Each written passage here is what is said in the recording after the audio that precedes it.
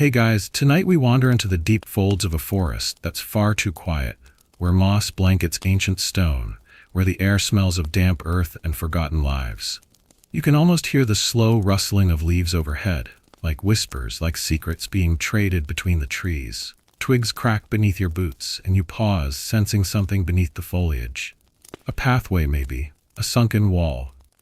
Something once human, something lost. You're walking through a place that was once a village, a real one. Homes, laughter, smoke curling from chimneys, but now there's only the sigh of the wind and the gentle push of branches trying to erase every trace of human existence. And let's be honest, you probably wouldn't survive 5 minutes living here in the 1300s. Between the wolves, the starvation, and the occasional outbreak of Black Death, medieval forest life wasn't exactly rated 5 stars. But you? You're safe and warm, hopefully horizontal. And this tale is your slow ticket to sleep. So before you get comfortable, take a moment to like the video and subscribe, but only if you genuinely enjoy what I do here. And hey, drop your location and local time in the comments. It's always wild to see who else is out there, half asleep in the quiet of the world. Now, dim the lights, maybe turn on a fan for that soft background hum, and let's ease into tonight's journey together. You step carefully through a stretch of tangled branches, the kind that wrap around your ankles like they're trying to keep you from turning back. This isn't just any forest. This is what's left of the Hohenwald region, somewhere deep in Central Europe, depending on which academic paper you believe this week. The name means high forest in Old Germanic dialect, and for centuries it was believed to be just a myth, a cautionary tale told around hearths by firelight. But then, fragments surfaced, a shard of hand-thrown pottery, the corner of a carved lintel, far too ornate to belong to a hunting hut, and more curiously, outlines in the earth. Ridges where walls once stood, linear depressions forming an unmistakable street grid. It was all buried beneath centuries of mulch, fallen branches, and thick fern. You crouch down, rub the dirt between your fingers. Feel that? That's medieval suburbia, baby. Baby, minus the HOA fees and 2-car garages. Historians still argue whether Hohenwald was ever a formal settlement or just a collection of homesteads clustered around a central lodge. But one record, a single tattered page from a 14th century monastery ledger, mentions a high wood village where tradesmen take milk and goat. And that's enough to spark debate. Now, fun fact, a popular legend claims Hohenwald vanished overnight after a pagan ritual went sideways. Some monk blamed it on immodest solstice dancing. I mean, same energy as your weird uncle blaming weather patterns on millennials, right? But more grounded theories suggest the villagers were pushed out by a creeping wall of climate change, what we now call the Little Ice Age. Crops failed, game thinned, and the forest, opportunistic as ever, moved in. Trees are excellent squatters. And here's the eerie part. You can still find signs of daily life if you know where to look. A hearthstone, blackened with soot, iron hinges peeking from under roots. Even a child's carved bone whistle, cracked in half and forever silent. Can you imagine the last time it was played? The echo bouncing off timber walls now long rotted into the loam. You keep walking. The canopy thickens, turning the light green and slow. It's like being underwater, or inside a dream. Your feet follow a barely there track, likely the village's main road once. But it's been softened by time, narrowed by brambles. Trees don't respect urban planning. You pause at a low mound, looks unremarkable, like any random rise in the forest floor. But squint a little and you notice the rocks, angled, deliberate, forming a small rectangle. This was a home. Maybe 2 rooms, maybe 3. Inside, a woman once stirred stew over fire. A child poked at it, complaining. A dog scratched at fleas. All of it swallowed by centuries, leaving just the outline. Like nature is redrawing the scene in pencil, not ink. Mainstream archaeology often skips these forgotten hamlets. They're not glamorous, no gold, no temples, just soot and soil. But this is where people lived, and where sometimes they simply stopped. There's one patch of ground about 50 paces further on where things get weirder. You're not sure why, but it feels heavier, like something important happened here. Maybe it's just the air pressure. Maybe it's your imagination, or maybe it's the bones. Yes, beneath this glade, diggers once uncovered a communal burial pit, neatly arranged, no signs of violence, no valuables, just simple cloth remnants and the occasional wooden token, a religious carving perhaps, or a family crest. The current theory? An illness moved through too quickly. People died before they could bury one another properly. So a few survivors dug this shared grave, then left, or vanished, or were buried in turn. No one knows. That's the delicious part. Some even say the forest here still smells faintly medicinal, like herbs crushed in haste. You breathe deeply. Honestly, it just smells like dirt. But now your brain's racing. What if you stepped on the same patch of moss where someone once cried? What if the tree next to you grew out of soil rich with secrets? Time stretches weird in places like this. You blink, and it's like you're standing in 2 centuries at once. You half expect a cloaked figure to step out from the fog with a basket of turnips and an attitude. But no, just a squirrel. Judgmental little guy, too. Still, the deeper you go, the more the village unveils itself. Stone cairns, overgrown and almost shy, rusty nailheads, a broken comb. You're walking through someone's Tuesday. Not a king's castle, not a battlefield, just an average day from 700 years ago, pinned in the dirt like an old photograph. That's the magic of these hidden places. They weren't important enough to preserve, and so they were preserved perfectly. No tourists, no plaques, just hush, and you can't help but wonder, how many more are out there? How many forests are built atop rooftops? How many roots are crawling through doorways, their tendrils like slow fingers pushing deeper year after year? You step over one last stone lip, possibly a well, and keep moving forward, deeper into the story.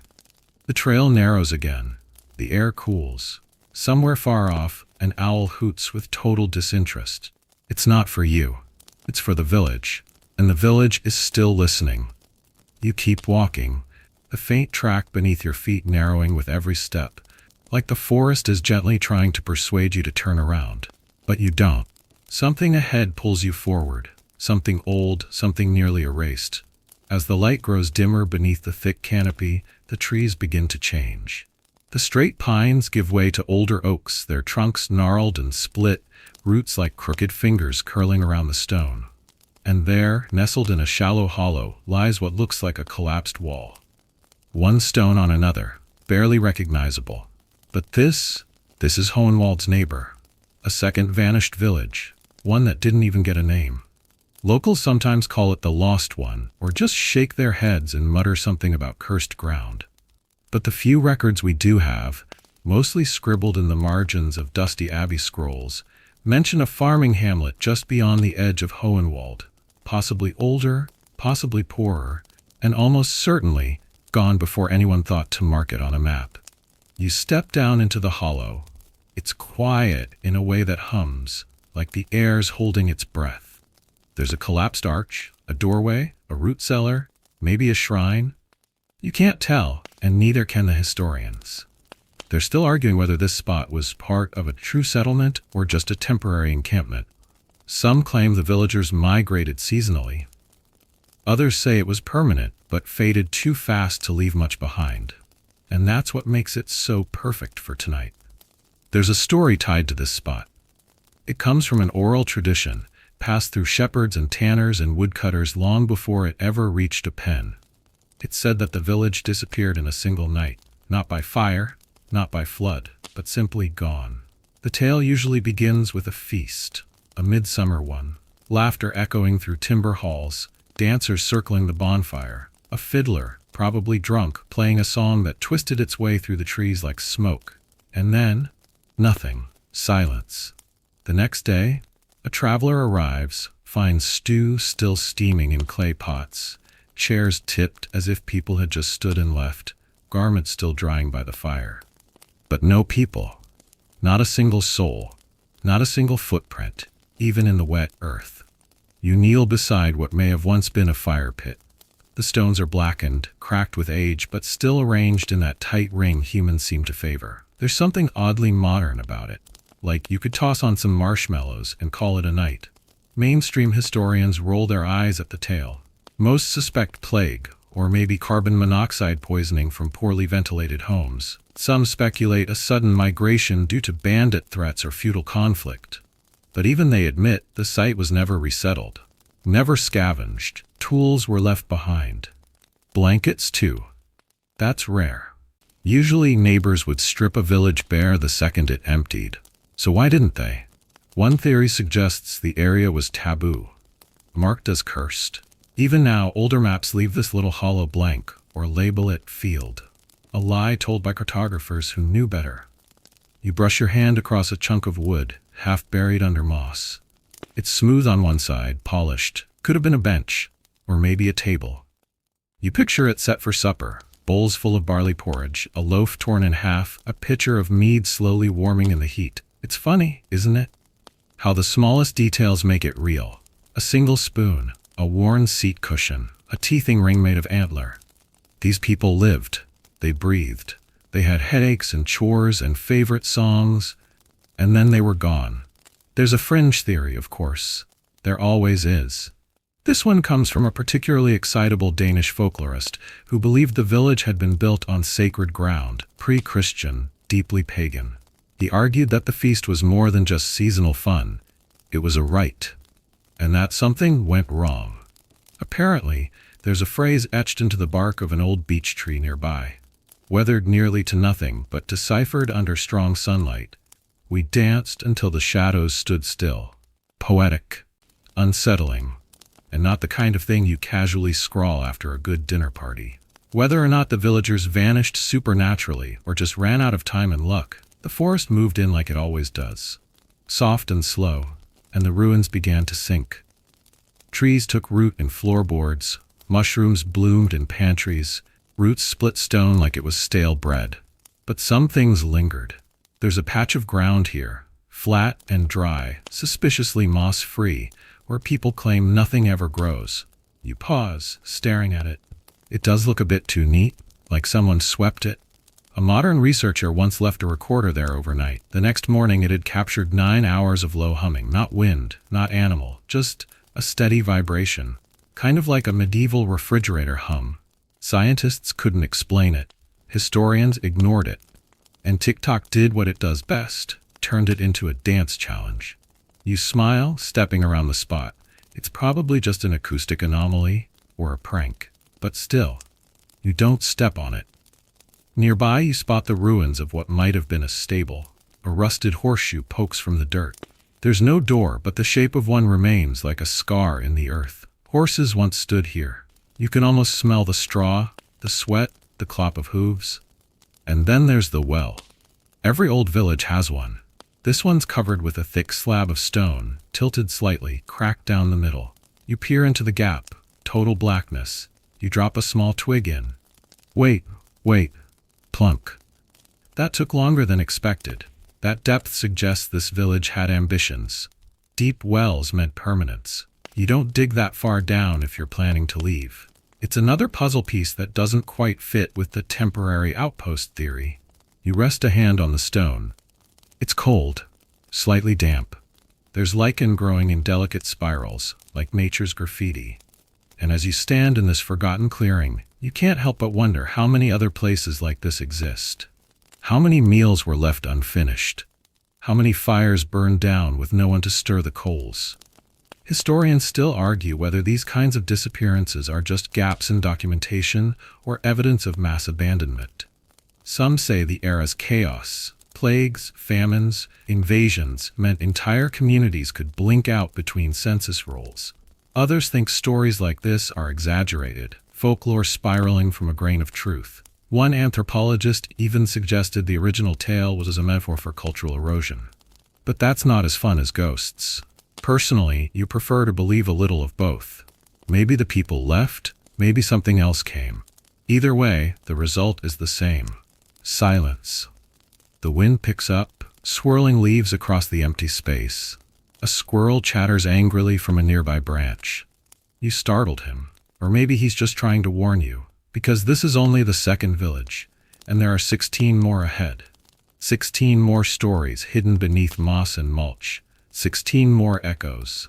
And somewhere, if you keep going, you might just find one where the shadows still dance.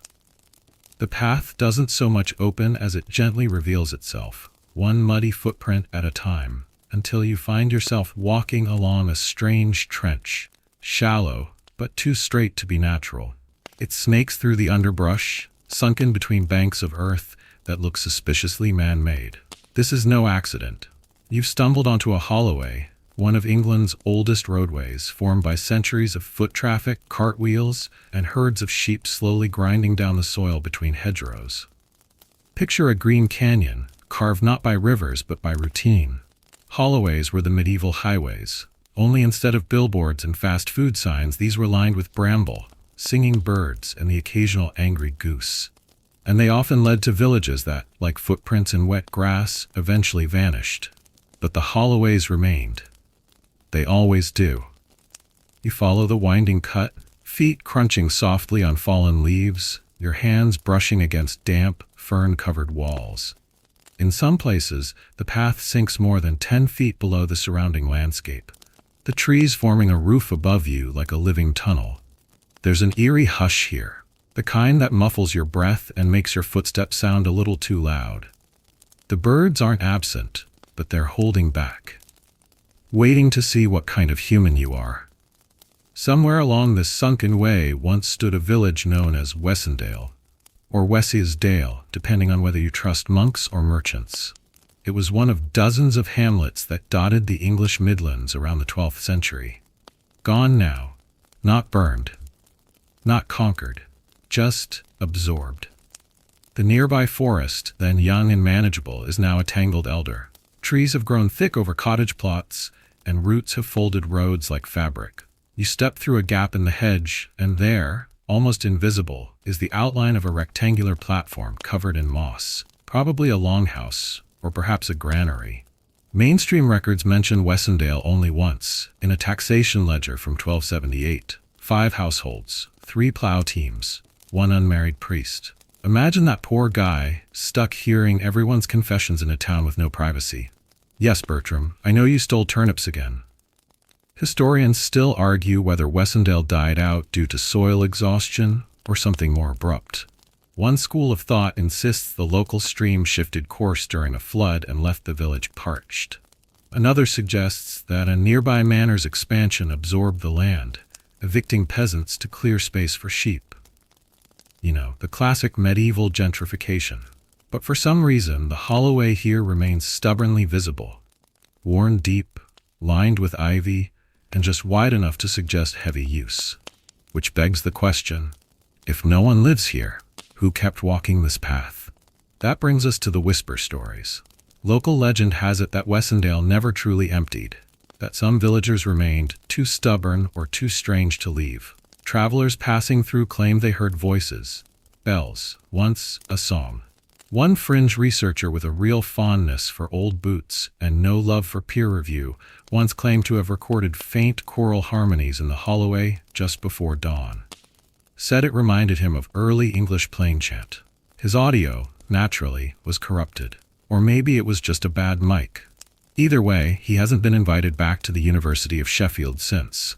Still, there's something about this place that makes your skin prickle. Not in fear, just in awareness. As if the air itself remembers being stirred by skirts and stomping boots. As if the trees lean in just slightly when you walk by. You pause at a break in the trench where a trail branches off. It's narrower, less traveled, probably an old livestock path. Sheep would have been herded down here, bleating loudly and reluctantly, headed toward distant markets. You can almost hear them now, along with the impatient shouting of their handlers.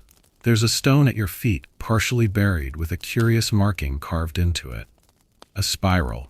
Simple, elegant. Possibly a waymarker, or something more personal, like a signature left by someone who wanted to be remembered. Someone who knew the village was disappearing. In the years since, the forest has wrapped around this landscape like a blanket. The holloways become less a thoroughfare and more a scar, and yet they're still here, etched into the countryside like wrinkles on the face of time. One particularly poetic historian once described them as England's green veins. And you can see why. They wind, they pulse, and they hide secrets. A few miles away, if you're willing to keep walking, there's a larger site called Lindmere, also accessible by Holloway. It's better documented. Archaeologists found pottery shards, burnt thatch, and even a fragment of a child's toy, a tiny wooden horse with wheels. There's no toy factory in the woods. That means someone carved it by hand, gave it to a child, maybe during a market day or a Sunday after church. You wonder if that child ever saw another Holloway, one leading out perhaps to safety, to somewhere with food. Lindmere's decline, unlike Wessendale's, was better tracked. A 14th century letter blames repeated floods and untrustworthy yields, which is medieval speak for "our cabbage won't grow, and we're starving." Some records suggest the villagers tried to relocate uphill, but couldn't secure land rights from the local lord. So, the forest crept back, patiently.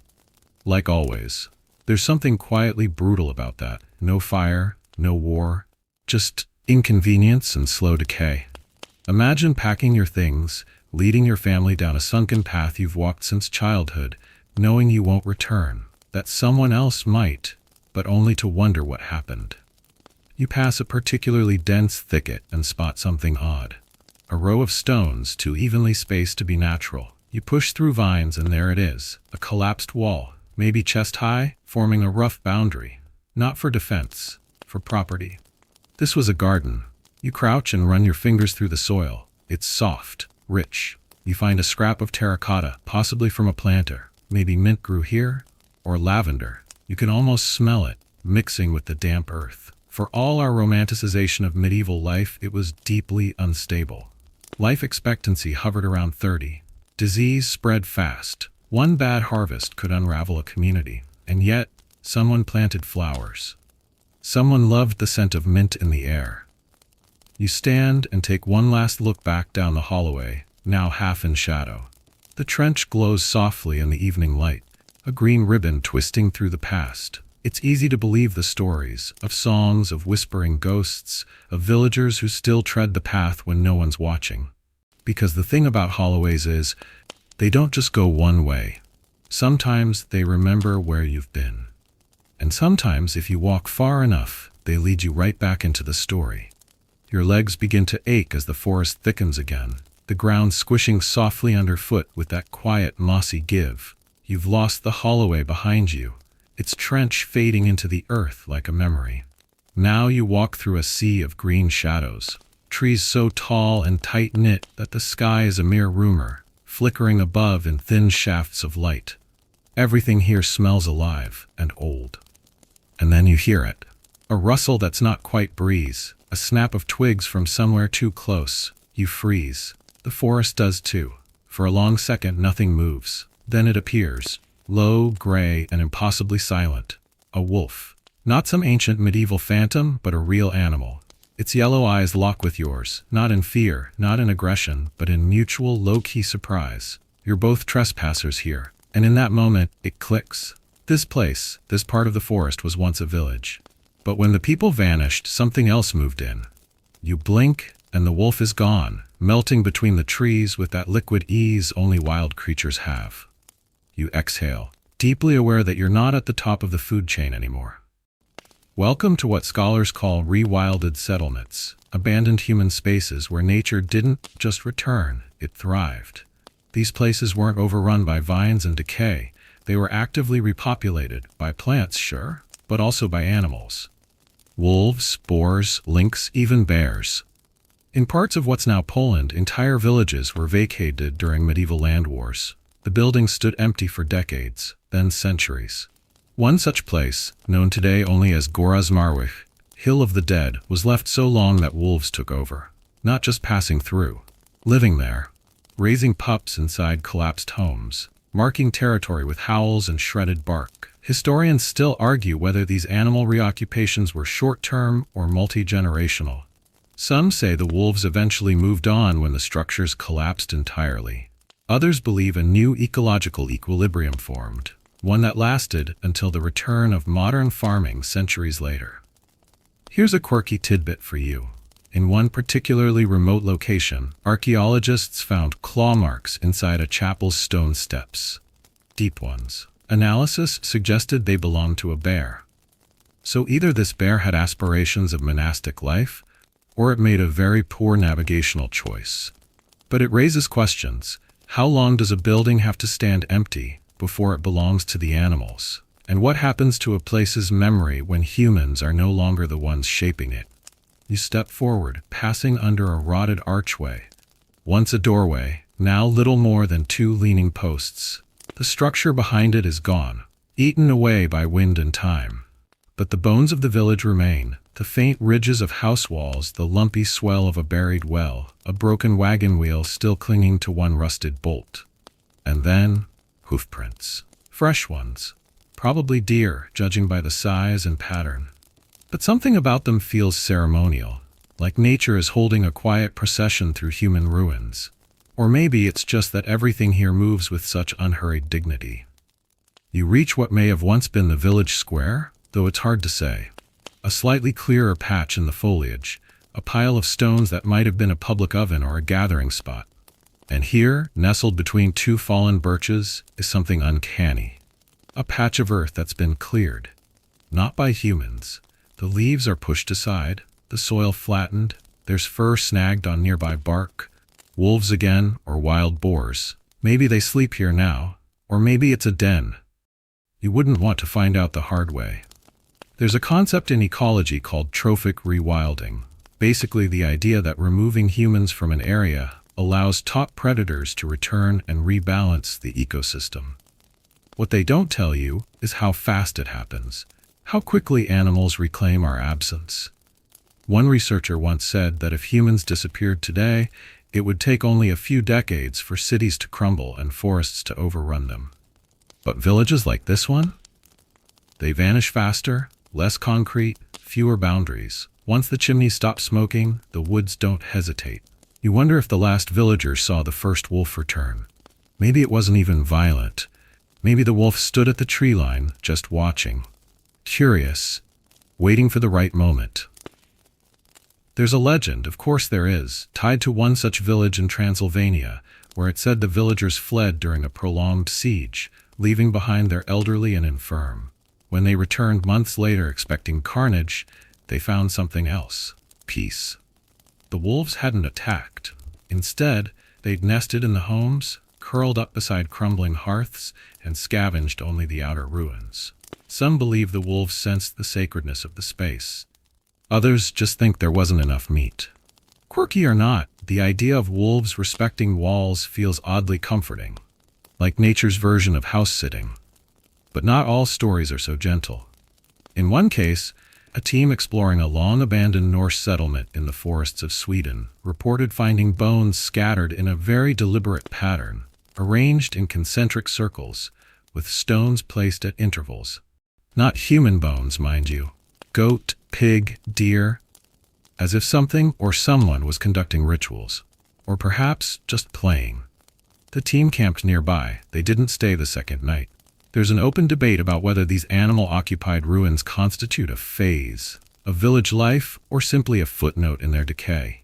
Some say these wild years are part of the story, just as valid as any harvest season or market day.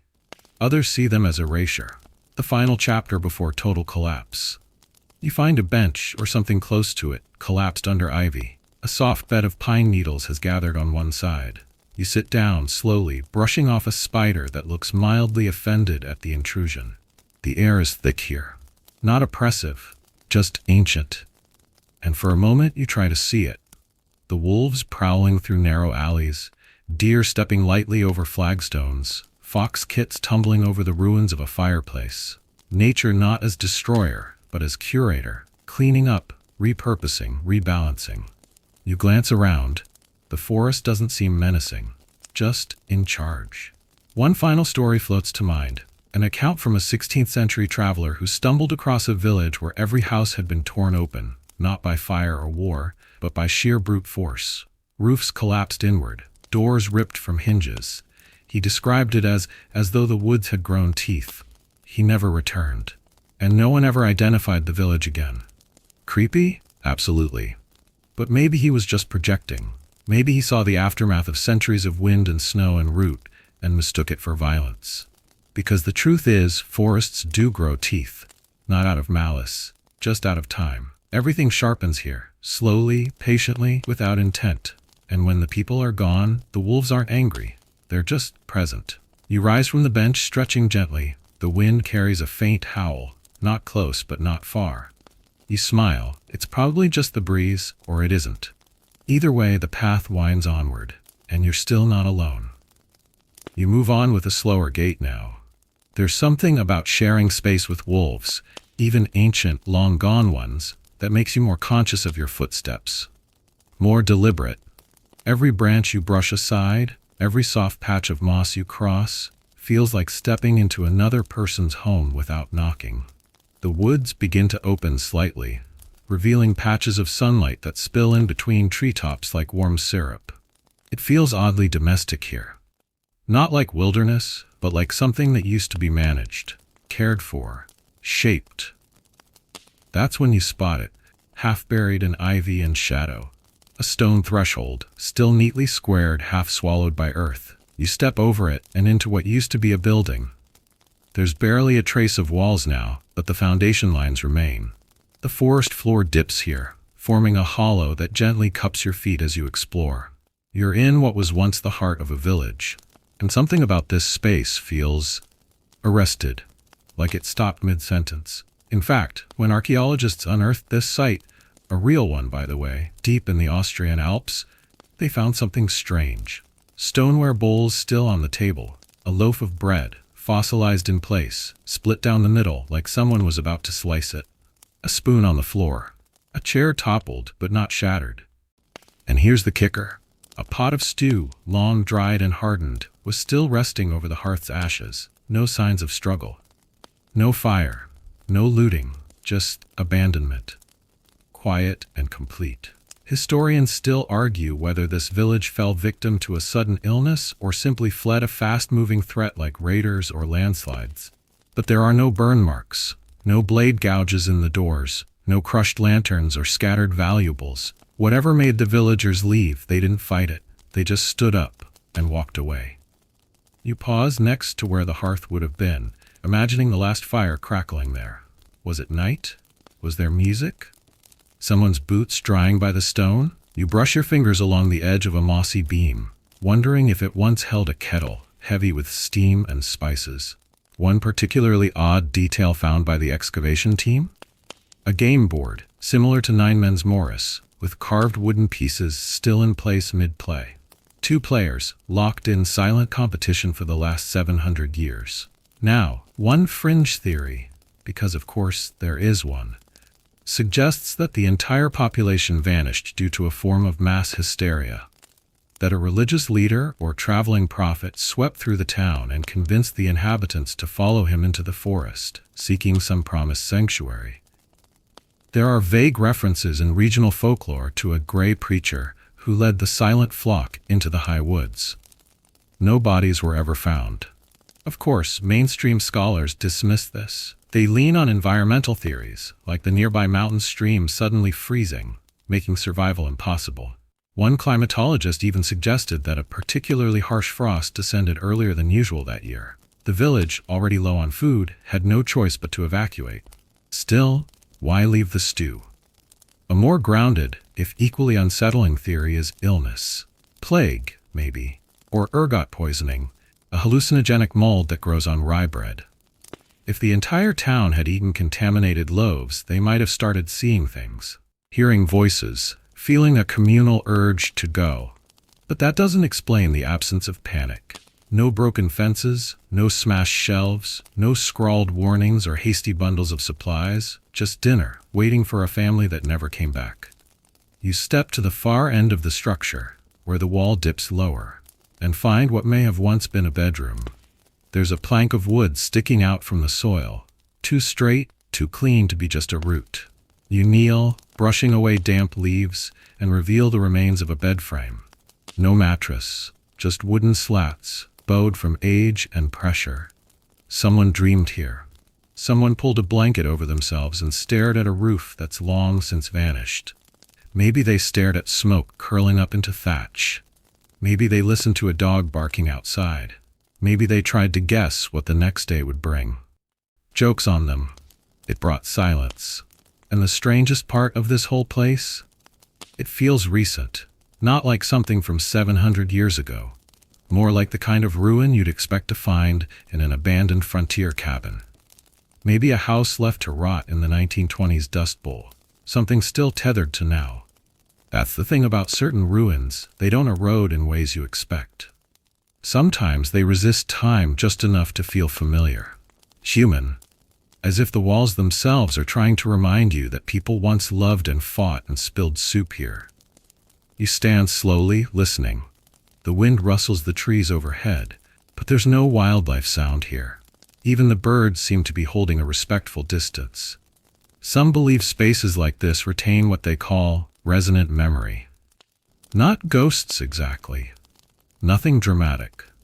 Just a certain emotional charge, held in place by routine and repetition. If someone stirred a pot in the same spot every night for years, maybe the stone remembers the motion. Maybe your bones do too, the second you step into that same space. There's a story about a modern camper who unknowingly set his tent on this very site. He woke up halfway through the night, convinced someone was standing just outside the flap, offering him a bowl of something warm. There was no one there. No fire. But the scent of herbs lingered for hours. You step outside again, into the overgrown clearing that was once the village's square. The sun's moved higher now, filtering through leaves and soft gold layers. The air smells of wet bark and crushed nettle. It's beautiful in that way only forgotten things can be. Off to your left is a small hill, more like a bump really. But at the top, archaeologists once found what they believed to be a communal watch post. Just a wooden platform lashed between trees. From there a lookout could see the entire village. Warn of danger. Or maybe on a good day, just wave at a neighbor's goat and feel useful. You make your way there, climbing carefully over roots and brambles until you reach the top.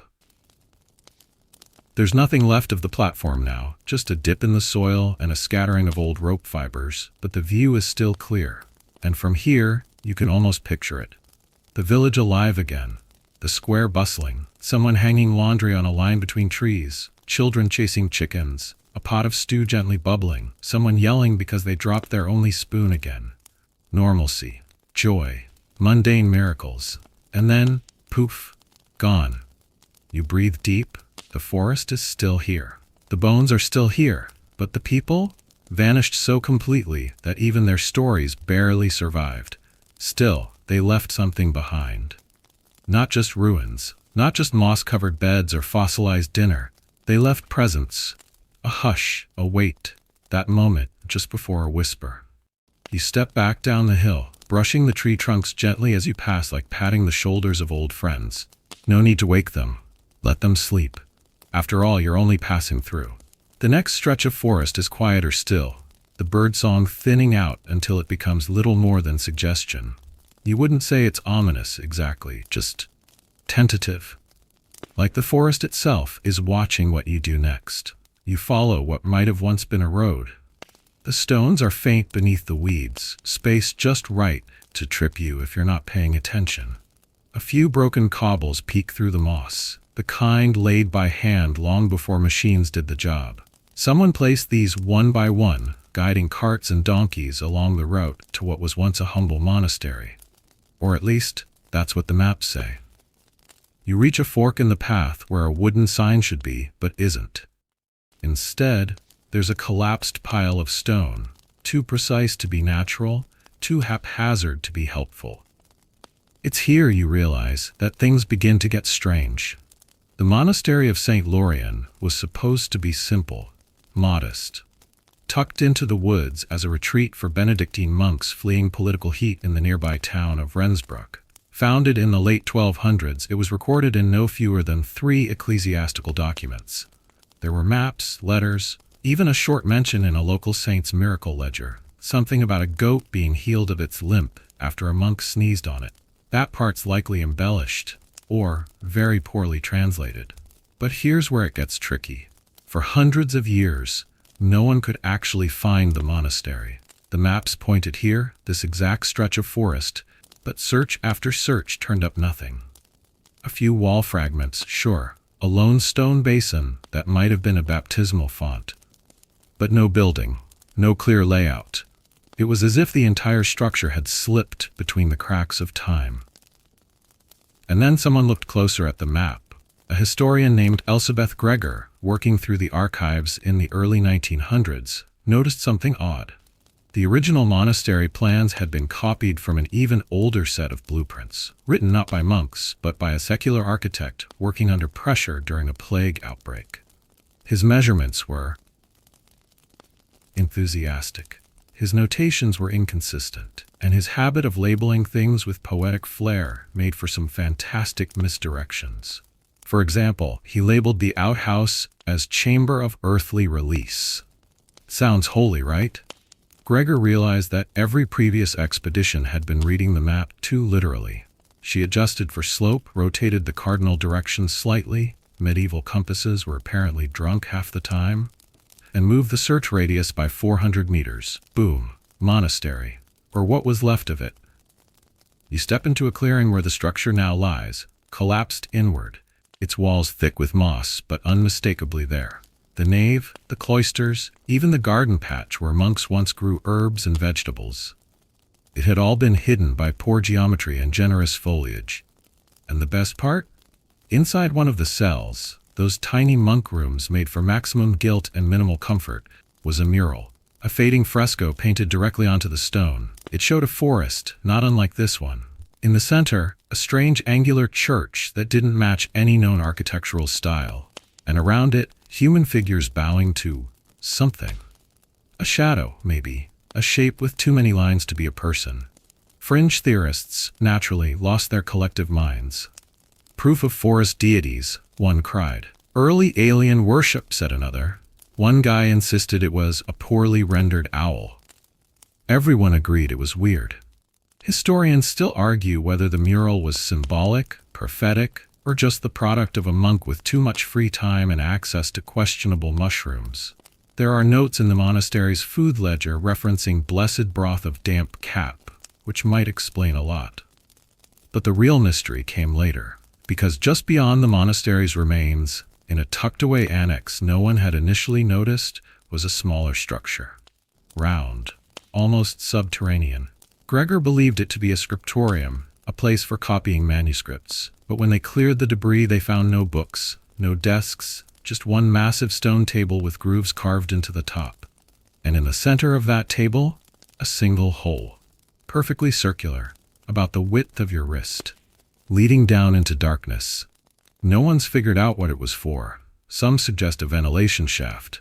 Others think it was a speaking tube, an early acoustical feature to carry sound from one room to another. But there's no second hole, no adjoining chamber. Just that one, smooth drop into black. You kneel beside where the table once stood. The slab is broken now, cracked through the center like a poorly sliced cake.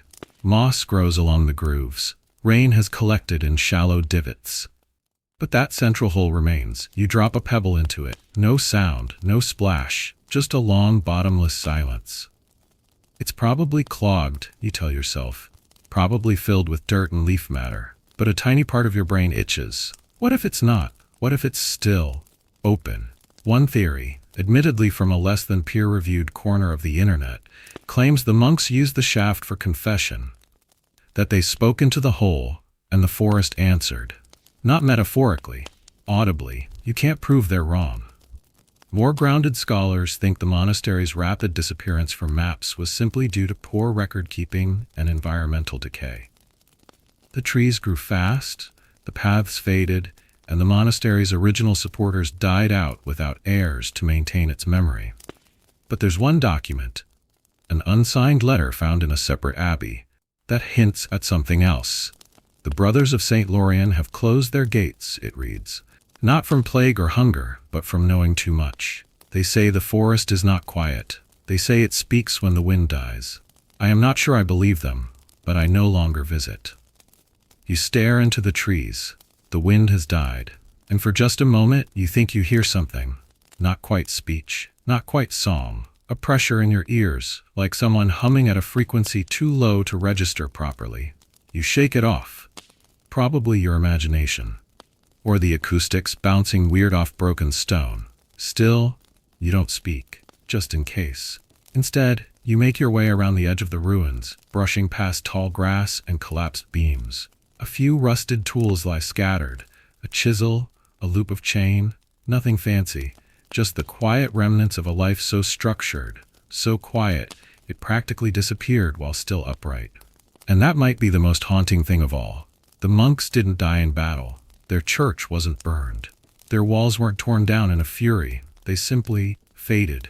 Their presence unraveled like thread, the forest knitting itself back into their absence. And maybe, just maybe, some of them liked it that way.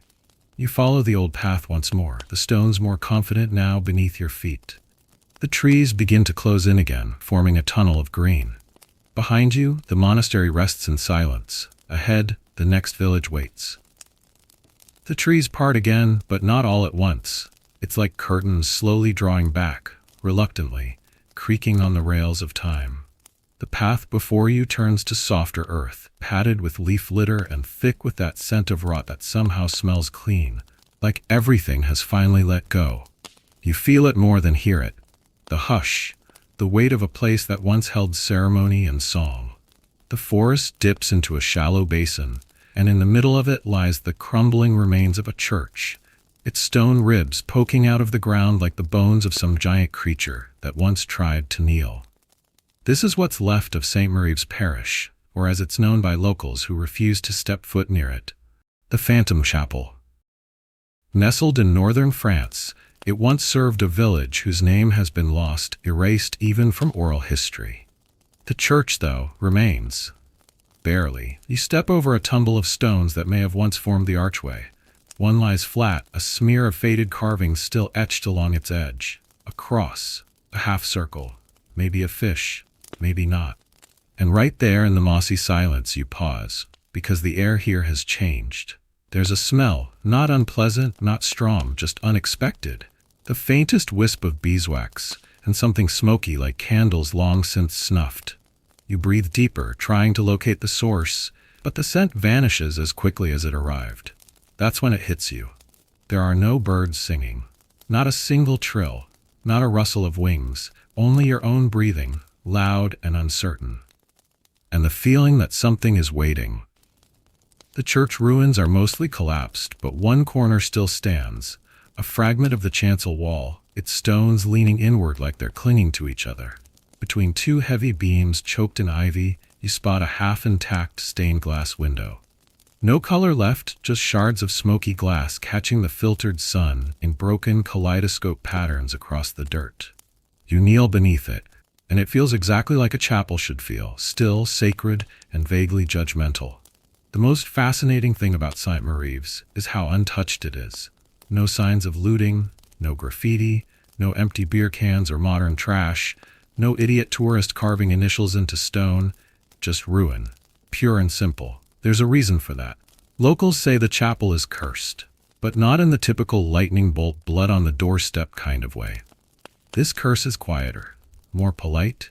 People say if you spend too long near it, you forget things. Little things at first, where you left your bag, what time it is, what path you took to get here. Then bigger things, faces, names, why you came, how to leave. There's one story of a botanist in the 1970s who came to catalog regional ferns.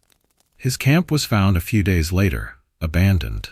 His notebooks were full of sketches, not of plants, but of windows. Over and over, the same window, drawn with obsessive detail.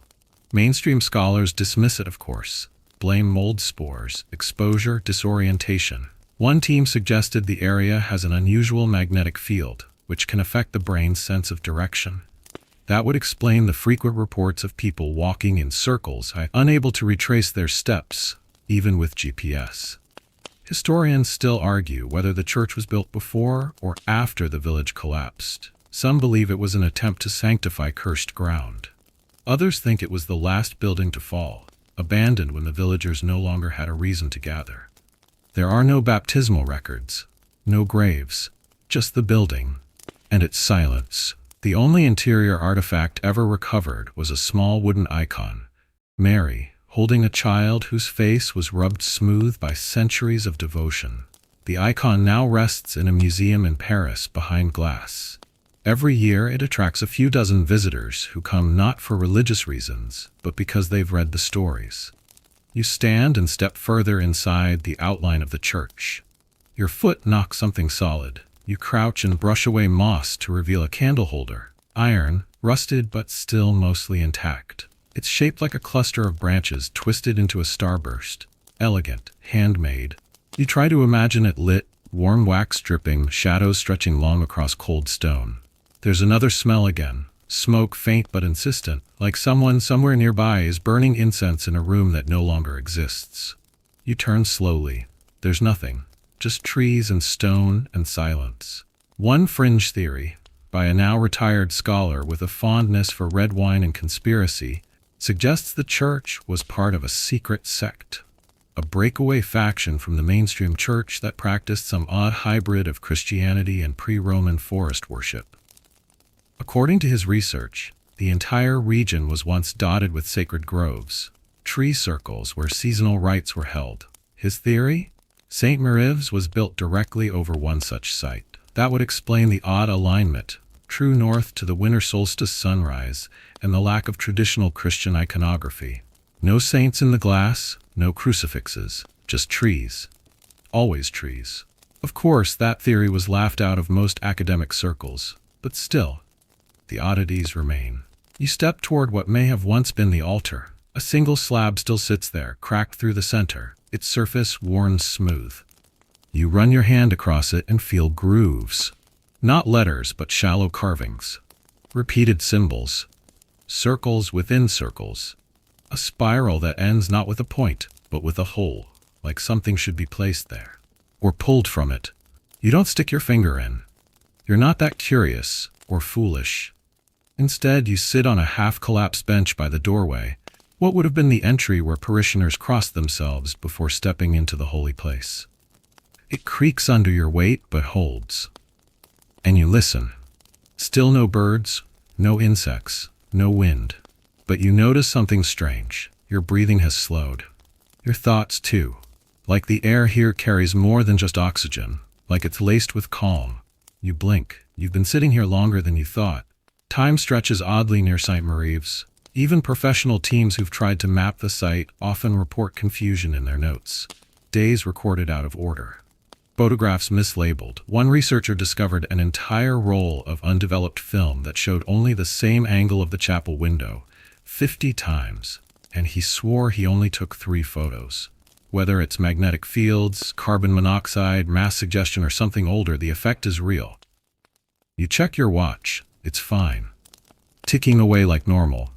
But you feel a pull to stay just a bit longer. Just until the light shifts through that broken glass in a way you can't quite describe. Just until the scent of candles returns. But you don't. You rise.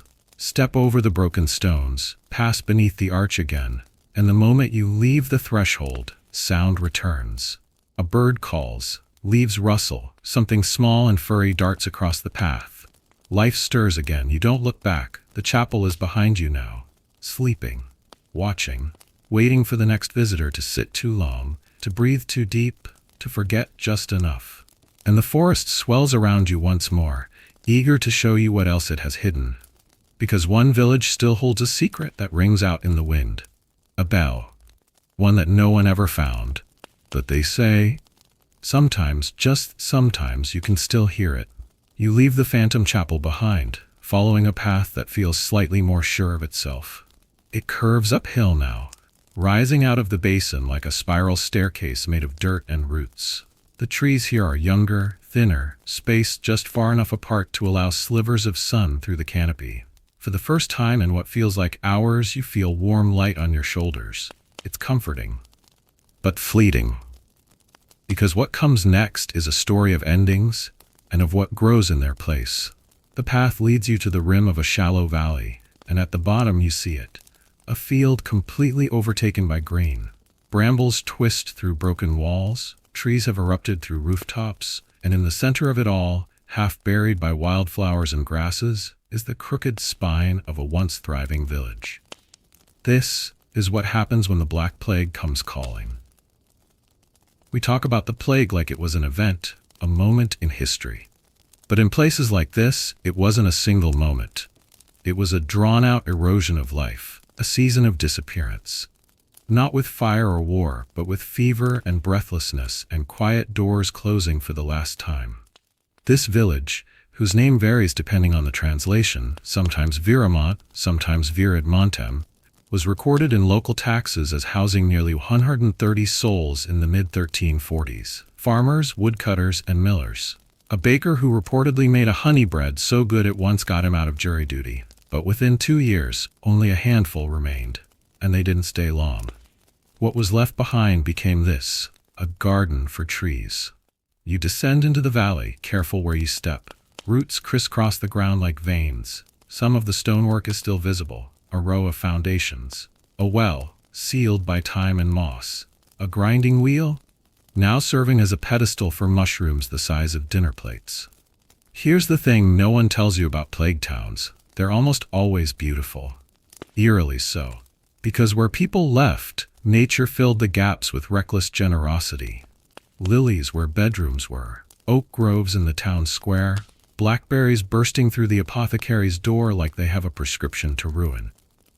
But beauty doesn't erase tragedy, it just covers it. There's a scholar, Professor Ingram, who once said, "The plague did not kill villages, it erased their reasons to be remembered." Chilling thought, right? Because it's true. Most of the records we have about these places come from church ledgers and tax lists, and when there's no one left to tithe, no one left to pay, the memory evaporates. You stop beside what might have been a home. Stone walls no higher than your knees now, but enough to form a shape. Inside, a tree grows at the exact center, not near the wall, not at the edge, dead center, like it knew. Some believe that certain tree species are drawn to human decay not out of malice but because of the nutrient-rich soil left behind. Bodies composted by time. A blunt but poetic ending. Nature always finds a use for everything. You brush your hand across the bark, smooth, young, maybe 80 years old, a latecomer to a very old stage, and then you see it, a marker. Not a grave, not really, just a flat piece of slate set into the ground. Someone etched a name onto it, long ago. You can barely make it out. Lena. A date. 1349. One of the last. It's tempting to romanticize this place, to imagine the last family leaving with tears and candlelight, a solemn farewell, but more likely they fled in fear, or they died in silence, or they didn't know they were the last until the birds stopped singing and no one came for harvest. Historians still argue whether Viramont was abandoned entirely in the first wave of plague, or whether a second, later outbreak finished what the first began. The accounts are inconsistent. One monk claims the village tried to repopulate in the 1360s, only to be struck again. Another source mentions a merchant traveling through in 1381 who found only foxes and a church bell half submerged in ivy. Ah, yes, the bell. Every lost village seems to have one, doesn't it? A bell that still rings. A bell that vanished. A bell that fell and cracked, the sound of its final toll echoing like a closing breath. In Vermont, they say the bell was buried during the plague. Not by collapse, but deliberately. Pulled down from its tower and buried beneath the chapel to prevent it from calling the dead to mass. Sounds dramatic? Probably was. But during the height of the plague, superstition ran side by side with science, or what passed for it. Bells were believed to stir spiritual energies, to awaken divine protection, or to bring judgment. Some towns rang theirs every hour, others silenced them forever. You step around the chapel, or what's left of it. A wall and a few floor stones. No altar, no pews, just a patch of wildflowers and a collapsed arch. The air is thick with bees. They buzz lazily from petal to petal, unconcerned by your presence. And then, just for a moment, you hear something soft. A ringing? You pause. Listen harder. Nothing. Maybe a breeze through metal. Maybe your own breath. But it made your heart jump for a second, didn't it? That's how these places work. They don't jump out at you with grand revelations. They creep in slowly, whisper, nudge. You circle back to the edge of the village, toward what would have been farmland. Here, nature's reclamation is even more aggressive. Saplings erupt from furrows once plowed by hand. Wild grass stretches tall and golden. You spot an old wooden plow swallowed nearly whole by the earth, a wheel, a rusted bucket. It's tempting to think of the Black Plague as a one-time horror, but in reality it came in waves, decades apart, each time thinning the ranks a little more, like a tide that only flows one direction. A quirky but telling anecdote. In 1350, a nearby town reported an influx of cats, hundreds of them, feral, furious, and oddly fearless. Some believed they were the spirits of the dead. Others thought they were omens. But modern theory suggests they were simply drawn to the silence and the mice. One thing's for sure, the cats stayed long after the people didn't. And maybe that's the point. These ruins aren't just about what ended. They're about what continued. You reach the top of the hill again and turn back for one last look. The village is almost invisible from here. A shadow in the trees. A wrinkle in the grass. Blink and you'd miss it. But it's there. Sleeping beneath roots, sheltered by silence, and held in place by the very thing that destroyed it. Because plague didn't just empty villages, it fertilized them. Quite literally, the new growth is wild, free, gorgeous in its indifference. And if you're very quiet and you breathe in just right, you can still smell wood smoke under the clover. The faintest trace of bread baking in an oven that hasn't existed in 700 years. You smile, then keep walking. Because deeper in the woods, a bell is still ringing and no one knows why. The trail feels narrower now, hemmed in by saplings that seem to grow closer together the farther you go, as if they're conspiring to hide something just ahead. You push through anyway, branches catching your sleeves like they're asking you to reconsider. But it's too late for that. You've heard the stories. And in this part of the forest, the stories whisper about bells. You reach a grove that's quieter than it should be. Again, that eerie pause in nature's soundtrack. Even the wind sounds cautious, threading its way through the leaves without disturbing a single one. They call this place Bellringer's Wood. There is no visible village here. No crumbled hearthstones or leaning walls. Nothing but trees. Thick, old ones, with trunks wide enough to hide a horse behind. But the ground beneath your boots is not natural. It's unnaturally flat, unusually clear of rocks, and disturbingly soft, as if the forest still remembers foundations just beneath its skin. According to local legend, there once stood a chapel here, a small one, made of stone and wood, with a bell tower that rose just high enough to peek above the treetops. The bell, they say, had a particularly sweet tone, high, clean, a sound that could be heard for miles on still mornings. And then one day, the bell kept ringing. All day, all night. No one saw who rang it. No one admitted to it. But it rang. Constant, beautiful, maddening. Eventually, the villagers, desperate, exhausted, on the edge of reason, took down the bell. Some say they buried it. Others claim they threw it into the nearby bog. One version says they dismantled the chapel itself and scattered the stones like ashes across the woods. But the sound never stopped. They still say you can hear it sometimes, especially just before dawn or right at dusk. A soft chiming in the distance. Faint but clear. The kind of sound that feels like it's inside your head rather than out in the world. You pause in the center of the grove and close your eyes. Do you hear it? No? Just wait. There's a fascinating little detail in the 17th century writings of a French cartographer named Théo Martel, who passed through this region while mapping minor trade routes. He noted that the area was unfit for sleeping, due to the strange oscillating tones which persist in the bones more than the ears. His journal later mentions his compass spinning in slow circles while in Bellringer's Wood. He ended his expedition early, citing a ringing illness. Of course, modern researchers chalk that up to vertigo, possibly caused by dehydration, fatigue, or the fungal spores that sometimes accumulate in densely wooded groves. One scientist even proposed that underground iron deposits could create magnetic anomalies that mess with inner ear balance. So the ringing, all in your head, literally. Still, the stories remain. You continue walking, veering slightly off path because, well, why not? It's not like the trail's been trustworthy so far. Your boots brush against something solid buried in leaves. You crouch, clearing a patch with your hands. A stone, carved. just a corner. The edge of what might have once been a foundation. But it's here, confirming that something was built in this clearing. Maybe the chapel, maybe a home. Hard to say.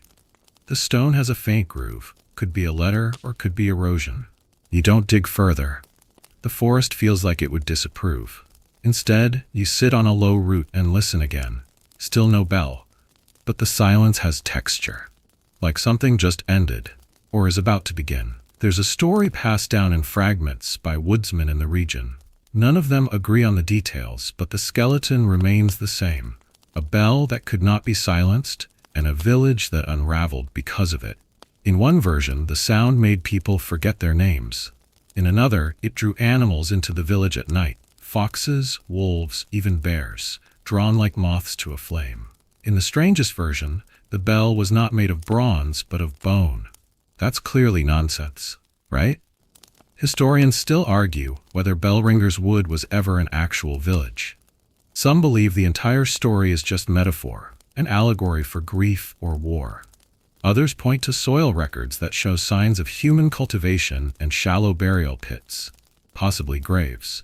One archaeologist claimed to have found charred remains of what looked like a bell tower base, blackened and split, consistent with burning. But the problem is no two maps agree on the village's location. Some place it near the eastern stream, others show it deeper into the woods, and all of them are off. Just enough to confuse, just enough to delay. Almost like the forest wants the chapel to stay hidden. One fringe theory claims the bell never rang by accident, but by design, that it was part of a ritual. Not for summoning, but for containment. That the chapel was built not as a place of worship, but as a lock. And the bell? The key. But then again, it's always easier to blame weird history on magic than admit you lost your way in the woods. You stand again, brushing off your legs, and continue forward. The trees begin to thin ever so slightly, letting in that golden green light that only late afternoon brings. You feel better suddenly. Not safer, exactly, but lighter. Like whatever weight had settled on your shoulders in the grove has been politely returned to its rightful owner. And then you hear it. Not loud. Not clear. Just a note. High, brief, barely there. You freeze, turn, listen. Nothing. It could have been a bird, a branch, a trick of pressure in your ears. But your heart's pounding all the same. You take a few more steps, a little faster now. The trees open into a small clearing where moss carpets everything like the forest's personal plush rug. And in the center, half covered by ferns, is a bell. Well, it looks like a bell. Small, cracked, definitely metal. You don't touch it, you don't move closer. Because you suddenly realize something deeply unsettling. This bell has no clapper. It shouldn't be able to ring. You back away. Slowly. Respectfully. And the moment you pass the tree line, the air feels normal again. You can hear birds, wind, your own breath. You never look back. Because even if the bell is broken, somewhere the sound continues. Your pace slows as the bell's phantom note fades behind you, replaced by the soft rustle of wind through fresh leaves. It's cooler now. The light has shifted again. Late afternoon tipping toward something dusky and golden, like the forest is turning down the volume. This next stretch feels different. Not eerie, not mournful, just overgrown. Thick with life.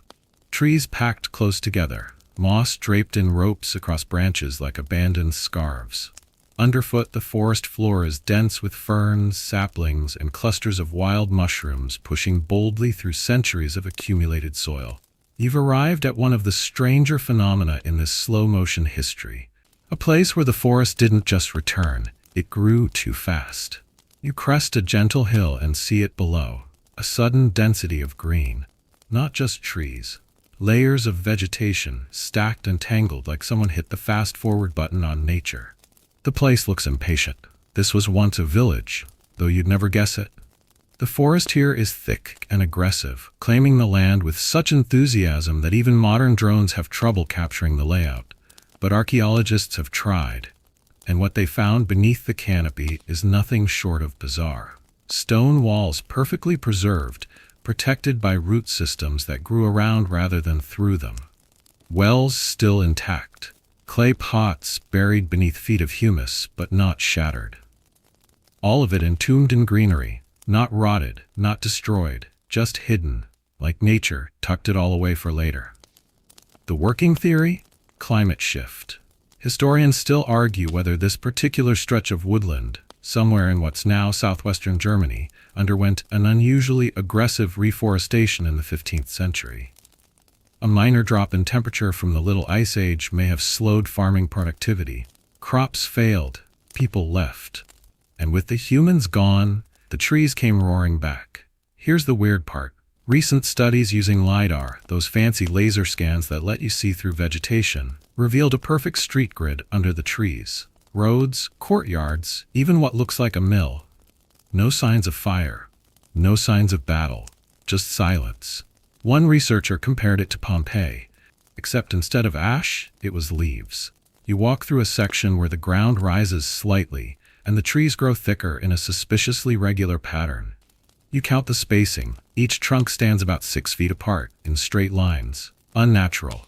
Not wild growth, but something older, an orchard. Which means someone planted these trees. Someone tended them. Someone harvested fruit here long before the forest forgot their names. And now? The orchard has gone rogue. Pears, likely. Maybe apples. The trees are twisted now, ancient and misshapen, but a few bear small, stubborn fruit. You pick one. Bite into it. Sour, hard as rock. Not great, but it tastes old. Further down, the underbrush thickens, but there's a path through it. A narrow corridor where the foliage bows outward in a strange symmetrical arch. You step into it and immediately feel cooler. More shaded. The silence is deeper here, muffled. Like entering a cathedral made of chlorophyll. This is where they found the stone house. No one knows what else to call it. The rest of the village is buried under roots, but this one structure, tucked beneath a dense canopy, remains fully intact. 4 walls, a partial roof, even a chimney. And inside, a chair. Just one. Placed in the center of the room, facing a window that no longer frames anything but bark and green. A team entered the house a few years ago. They cataloged its contents. A broken table, rusted hinges, a rust-colored stain on the stone floor that tested as old animal blood, possibly from a butchered goat or pig. Nothing extraordinary. But when they returned the next morning, the chair had moved. Only a few inches. But enough. They tried to recreate the movement with vibrations, wind patterns, even animal activity. No explanation. They never went back. You push through another thicket and come to a strange clearing. Too round, too symmetrical. A perfect circle in the forest. The trees stop abruptly, giving way to waist-high grass and scattered stones. This is where the mill once stood. You can still see the base of it. Flat stone arranged in a wide ring, and next to it, a fallen wooden beam. Too large for firewood. Too precisely cut to be random. Mills were the heart of medieval villages, not churches. Not markets. Mills. Without one, you couldn't process grain, couldn't bake bread, you couldn't live. So when the mill stopped turning, the village stopped living. You run your hand across the old beam. It's slick with moss, but strong beneath it. Solid. You knock gently. It thuds. Something responds, a soft echo from below. A hollow space. You crouch, press your ear to the ground. Nothing. But the air smells different, richer, like tilled earth. You stand slowly. The sun is beginning to dip again, casting long shadows through the tangled orchard behind you. Everything is golden now, sharp-edged, and oddly timeless. There's an open debate among environmental historians about whether accelerated forest regrowth is always a good thing. Some say yes, more trees mean more carbon storage, more biodiversity, more ecological healing. Others warn that unchecked growth can smother delicate ruins. That fast forests erase what slow decay would have revealed. In this case, it feels like the trees were too eager to forget. One fringe researcher, yes, there's always one, claimed that the speed of the forest's return was unnatural, that it was driven by something more than temperature shifts or soil cycles. She pointed to folklore in the region, tales of sleeping seeds, enchanted woods, cursed plows, ridiculous stuff. And yet, you've walked for hours through the remnants of lives erased not by violence but by vines. And something about that feels personal. The last building on the edge of this site is little more than a stub of wall and a root-choked threshold. But if you look closely, you'll see the carved symbols on the lintel. Faded, Worn, a tree, a spiral, a star. No one knows what they mean. Protective charms, builder's mark, or something older? The same carvings appear on structures from entirely different regions, separated by centuries. Some see a connection, others call it coincidence. You step through the doorway and into what was once a home. It's hard to say how big it was. Plants have blurred the edges, but the bones of it remain. You crouch. There's a shard of pottery. You pick it up. It's curved, hand-thrown, glazed a deep blue-green, functional, beautiful, forgotten. That's the running theme here, isn't it? Not tragedy, not terror, just forgetting. Nature forgets on purpose. It clears space, recycles, renews. But you, human, you remember. Even when the stories go silent, even when the forest moves too fast to catch its breath, you notice the marks, you follow the lines, you taste the bitter fruit, and you walk onward. Because up ahead the ruins don't just sleep beneath trees, they echo. And one of them? It still has water. You step lightly now, more careful with your footing, not out of fear, but because the air around you has taken on a kind of expectancy. There's a hum beneath your boots, not literal, not audible, more like a sensation you feel in the bones of your ankles. The trees are thinner here. The ground dips downward into a hollow shaded by broad-leafed branches, and you can see the light bouncing off something wet. A well. Not the remnants of one, not a moss-choked depression or a collapsed ring of bricks like before. This one still stands, still whole. Its stones are worn but solid, its circular mouth clean and mostly free of debris. And when you look down into it, you don't see blackness. You see a reflection. Yours. Framed by leaves and sky and the faint shimmer of the past. You move closer and peer in. It's deep, so deep the surface of the water seems to hover in darkness like a glass disc. You pick up a small stone, smooth and flat, and drop it through the center. 1, 2, 3, clink. That splash doesn't sound ancient. It doesn't echo like something falling into centuries. It sounds alive, like someone's still drawing water. This is the well of Austern Hollow, a site barely known even to historians. It doesn't appear on modern maps, and the few references in old estate records speak of it vaguely. A spring well beneath the low rise, or source of clean flow sacred to some. But if you cross-reference enough of these mentions, they all converge here, at this quiet basin in the woods. And more curious still, there's no clear sign of the village it belonged to. Usually a well is the last to go. When walls crumble and doors rot away, the well endures. People return to it. Animals gather near it. It becomes a waypoint, a whisper of where life once was. But here there's only the well. No ruins, no house stones, just trees. As if the village was gently peeled away, leaving the heart behind. There's a theory about this place, one held by a niche group of landscape historians. They believe some medieval settlements were deliberately unmapped, hidden on purpose from tax collectors or rival lords. Shadow hamlets, they're sometimes called. Little communities that relied on nearby towns but paid no dues, answered to no authority, and left behind almost nothing when they moved on. If Austern Hollow was one of those, this well is its only footprint. You lean over it again, careful not to fall. There's something mesmerizing about the water. It's so still, so perfect, it doesn't seem like it belongs in a place so untamed. And then you hear it, just a whisper, not a voice. Not quite, more like movement.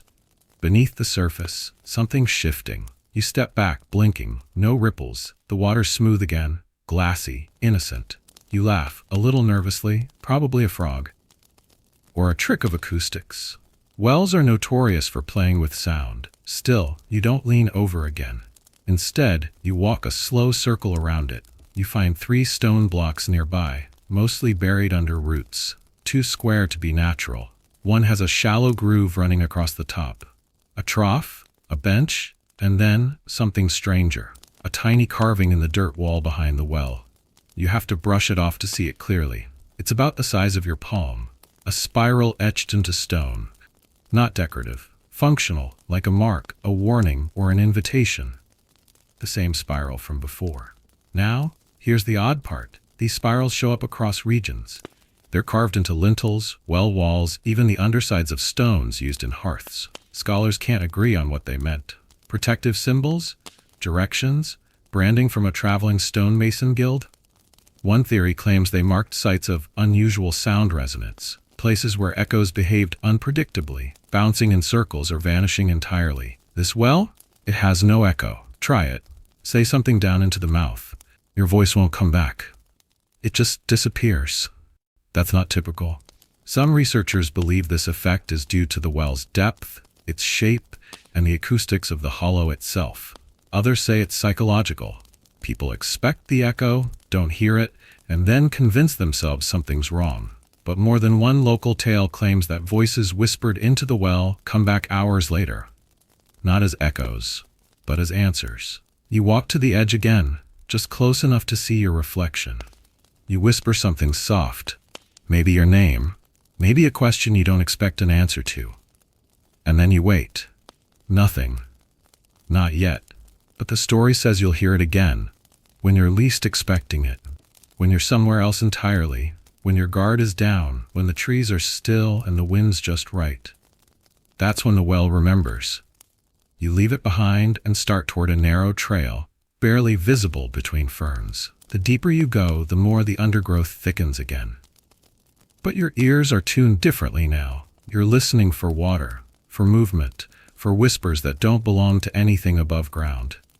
And soon you find the stream. It's small, no wider than your arm span, but it runs clear and strong, weaving between the roots like a silver ribbon.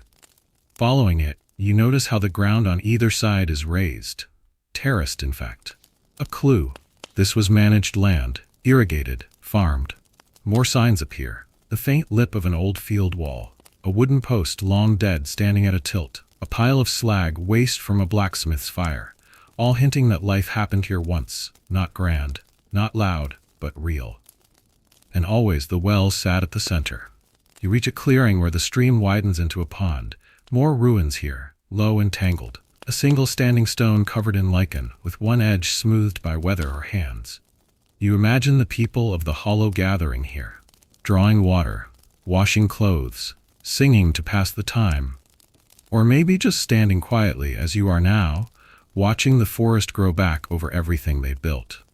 Some anthropologists argue that wells were more than water sources in medieval communities. They were portals of sorts, not magical necessarily, but symbolic. A place where something essential came from somewhere unseen. Life from the dark, sustenance from the depths. So it makes sense that the well is what remains, not the houses, not the church. The well. It's humbling and oddly comforting. Because when everything else is gone, the water still waits. You kneel by the pond and splash your face. It's cold, sharp, real. Then you stand shaking off the droplets and turn toward the trees. Behind you, the well rests in silence. But ahead, the next village hasn't buried its dead yet. And the graves? They drift. The air changes as you climb, heavier somehow, less filtered, as if you're breathing in the memory of smoke rather than the real thing. The trail winds upward, climbing a low ridge that offers a rare glimpse across the canopy. A sea of green rolls into the distance, but right at the crest, the trees part just enough for you to see it. A line of stone, tilted, uneven, leaning in all directions like teeth in a forgotten jaw. You've reached the edge of Elmshade, a village buried so deep in time that even its name is stitched together from guesses. It shows up once on a map from the 1500s, scrawled in the margin in faded ink beside a symbol for a graveyard. Nothing else. No buildings, no roads, just that. And now here it is. The stones are small, scattered over a slope that dips gently into shadow. Some are tall, others barely a hand's height. All of them are worn smooth, their inscriptions erased by rain and moss. One leans so far sideways you suspect a particularly enthusiastic squirrel could knock it over. Another has sunk into the soil, visible only as a curve in the earth's skin. But they're here, markers, graves, dozens of them, maybe hundreds, and they're drifting. Graveyards don't usually do that. Not naturally. In most old cemeteries, stones settle in place. The earth shifts a little, sure, freezing and thawing, roots sneaking through like curious fingers, but the rows remain. Neat, predictable. Not here. Here, the stones have migrated. Some are 30 feet from their original position. Others are rotated, facing uphill when they should face east. Archaeologists believe the ground beneath Elmshade is slowly sliding, like a massive, imperceptible landslide that's been unfolding for centuries. The soil gives way, dragging the graves with it, the bones too. And that's not the weird part. The weird part is what's beneath them. A university team once dug a core sample in this area. They expected simple stratified soil, layers of loam and rock and clay. What they found was pockets, empty ones. Cavities, less than a meter across. Hollow spaces where there should have been packed earth. Some were dry, others wet.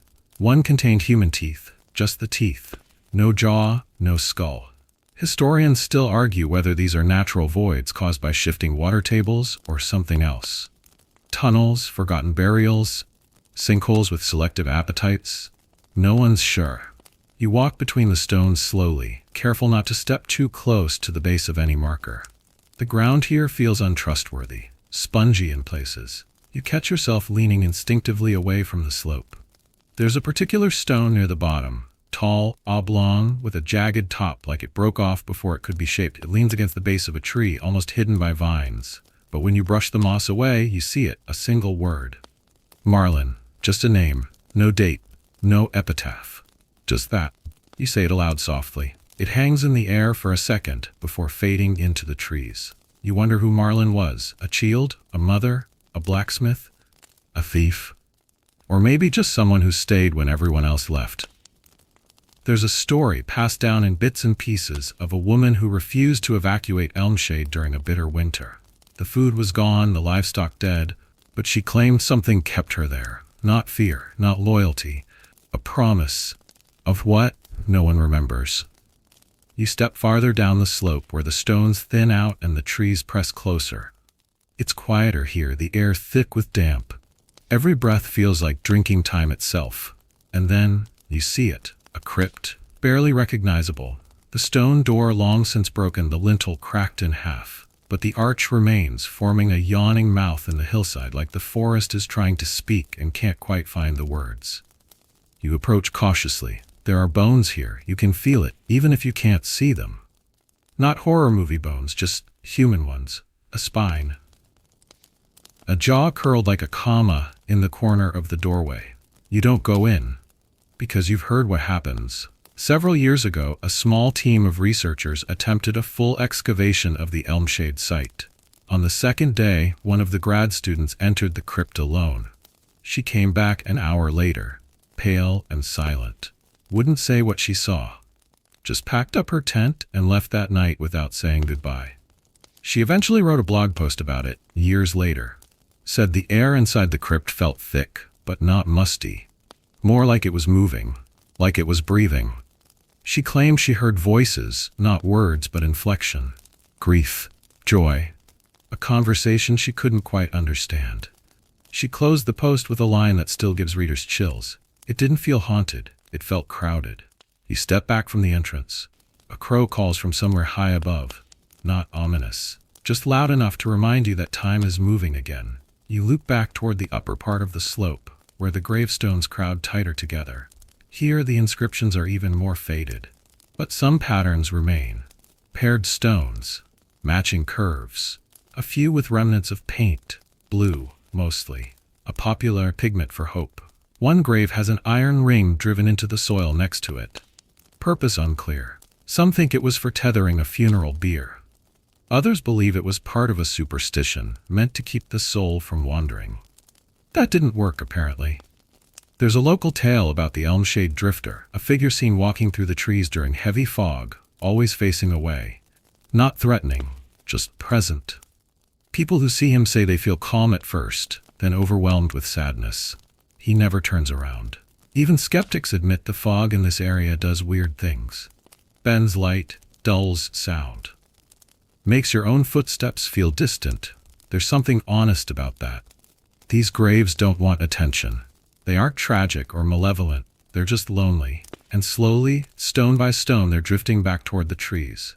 You find one last marker before you go. It's fallen completely, lying flat on the ground, almost buried in pine needles. You brush it off. Nothing. Blank. Or maybe it just hasn't been carved yet. You smile at that. Strange thought. Then you leave the cemetery behind, the stones gently slouching under the weight of centuries. Behind you, the crypt exhales. Not a sound, just a shift in air pressure. Or your imagination. You climb the slope again, back into light. And up ahead, there's a road, but not the kind you drive on. The kind where mushrooms grow in rows and barter once filled the air. You crest the hill and find yourself facing a corridor. Not carved by human hands, not marked by signs or fences, but undeniably there. It stretches forward in a straight line beneath towering trees, bordered by an eerie sense of symmetry. The light filters down in golden shafts. Birds avoid it, and the ground is strangely clear of debris, as though centuries of leaves and branches have politely chosen not to fall here. This is no ordinary trail. You're walking on what was once known as a merchant road, a vital artery of trade connecting small medieval villages through the dense tapestry of European woodland. In this particular stretch, somewhere between what used to be Bavarian farming communities, this road once hosted peddlers with wares slung over their backs, ox-drawn carts creaking beneath sacks of grain, and buyers haggling over everything from salted fish to iron nails. Now, instead of footsteps and wheels, the road hosts mushrooms. They grow in neat rows down the center of the path, clustering in bunches where wheels once turned. Some are pale and round like drops of moonlight. Others stand tall and spindly, trembling slightly in the breeze. And some look downright judgmental, with broad, flat caps and flared edges like they're waiting for you to explain yourself. Fungi love old roads. The compressed soil, the residual nutrients from decaying organic matter, the shade, all of it creates ideal conditions. But here the growth feels curated, intentional, as if the forest itself has decided to decorate the ghost of commerce with something quieter, more permanent. You crouch to examine a particularly large specimen near your feet. Its cap is wide and streaked with rust-colored patterns. A mycologist would call it Lactarius quietus, commonly known as the oak milk cap. But the locals have a different name for it, peddler's tongue. Legend says the mushroom sprouts only where merchants once told lies. You smile? Seems fitting. This stretch of road is known in regional folklore as the Whisper Mile. Supposedly, deals made here were sealed not with ink or handshake but with low voices and knowing nods. A black market bypass, hidden from taxation and lordly oversight, and as such, it was protected, not by walls, but by the trees themselves, or so the story goes. Historians still argue whether the Whisper Mile was a recognized part of any official trade network. There are no toll records, no written charters, but local inventories from surrounding villages show strange spikes in goods during certain months. Too much salt, too much wool, too many combs, and no apparent sources. Someone was bringing them in. Quietly, you walk farther along the mushroom-lined road. The canopy above arches into a green cathedral, silent and reverent. The breeze rustles through the leaves with that same breathy softness you heard at the chapel. And now and then you spot another cluster. Chanterelles, puffballs, slippery jacks. They don't grow like this anywhere else. One theory suggests that spores from merchant carts got into the road itself, embedded in wheel grease, stuck to boots, cotton canvas. Once the village was gone and the road fell silent, the spores took over. A final shipment, nature's receipt. Another theory is more poetic, that the mushrooms are the merchants now. A soft-spoken afterlife. Still trading nutrients underground, still communicating in that strange fungal language we barely understand. Did you know mushrooms talk to each other? Not with words, obviously, but with signals. Chemical pulses sent through root-like structures called mycelium. Some scientists call it the wood wide web. It's kind of comforting to think this old road still hums with connection. Just not the kind you can hear. You pass a break in the trees where an old waymarker lies, half buried in moss. It's nothing more than a flat stone, carved with a symbol so eroded it might be anything. A tree, a wheel, a sun. But it's angled toward the path like it once meant something. A directional cue, a welcome sign, or a warning. Just beyond that point, you reach what appears to be a market square, or the ghost of one. A clearing, round and flat with faint stone outlines in the soil. Stalls, perhaps, or storage huts. One tree in the center is unusually large, its trunk gnarled with age. At its base lie dozens of small mounds of soil, not graves, more like offering piles, and among them, mushrooms, but not wild ones. Cultivated. Someone is tending this place. That's the strangest part. These mushrooms grow in deliberate circles, they're spaced with precision. Some are covered with flat stones to keep moisture in, others have tiny twig fences around them. You're not the first to find this road. In 2016, a forest ranger reported seeing a man in a faded cloak walking this path just before dawn. Thought he was a reenactor, or possibly just lost. But when she approached, he vanished into the trees. She found this clearing, took pictures, reported it. By the time a team came to investigate, the mushrooms had been removed. The soil was undisturbed, as if they'd never been there. But the photographs are still online. Rows of mushrooms, small carved tokens at their bases, miniature tools, a fish, a coin. Historians are baffled. Botanists are intrigued. Conspiracy theorists naturally are ecstatic. The running theory among the fringe crowd is that someone has maintained the Whisper Mile in secret for generations. Not for tourism, not for ceremony, but as an offering. To what exactly, no one agrees on. Some say to the spirits of the merchants. Others claim the road itself is sentient. A few believe that fungal colonies in the area have developed a kind of intelligence, and the offerings are made in exchange for safe passage. It sounds ridiculous, until you're standing here in a silent grove surrounded by carefully planted mushrooms and no footsteps but your own. You take a step back. A twig snaps behind you. You turn. Nothing. No wind, no birds, just that dense holding silence, the kind that listens. You decide not to linger. As you return to the path, you notice something new. The mushrooms are no longer in rows, they've begun to grow in a spiral. Subtle but there, leading toward a stand of trees just off the path. A message? A trap? You don't follow it, because the last person who did left behind only one thing, a note, pinned under a flat stone at the edge of the clearing. It read, "The market still moves, but no one sells, only trades. No one's seen them since." You return to the main trail and keep walking, faster now. The mushrooms thin out. The trees press closer again, and the path begins to descend, slowly toward a cooler, damper stretch of forest. Where the road ends and maps once failed, someone else picked up the pen. And the man who did? He drew things no one else could see. The path narrows as you leave the mushroom road behind, its gentle decline swallowed once more by trees. You can still feel the hum beneath your feet, as if your boots had been walking across memory, not soil. But the terrain changes here, more tangled, more uneven. Roots break through the trail in gnarled spirals, and the air smells faintly of charcoal and damp parchment. It's not long before you come to a crossroads. Not the metaphorical kind, but a real one. An intersection of paths, each vanishing into trees so thick they seem to grow in walls. At the center is a pile of stones, a cairn.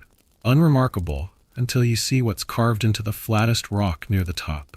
A building sketched in clean, confident lines. Windows, arched roof, a bell tower. No words, no date, just the drawing. You found one of the signs left behind by the architect who drew ghosts. That's not his real name, of course. His name was Alaric Thorne, and he was a surveyor for the crown sometime in the mid-1800s, though his own records sprawl messily across decades, and the man himself is shrouded in more questions than confirmations. What is known is that Thorne was obsessed with lost places. Not just towns abandoned by time, but settlements that had never been properly mapped. Ghost villages, vanished sanctuaries, and he drew them. Hundreds of them. Buildings that no longer stood or never had. Floor plans of churches no one remembered. Roads that ended at streams where no crossings existed. He drew with precision, with geometry so tight it could pass modern scrutiny. And yet when others followed his sketches, they often found nothing, or worse, something. You step beyond the crossroads and into the woods where Thorne is said to have spent weeks at a time, alone, with only a leather notebook and a brass compass that reportedly spun more often than it pointed. He claimed this particular stretch of forest contained 5 settlements buried beneath the undergrowth. No visible ruins, but the memory of walls, as he put it.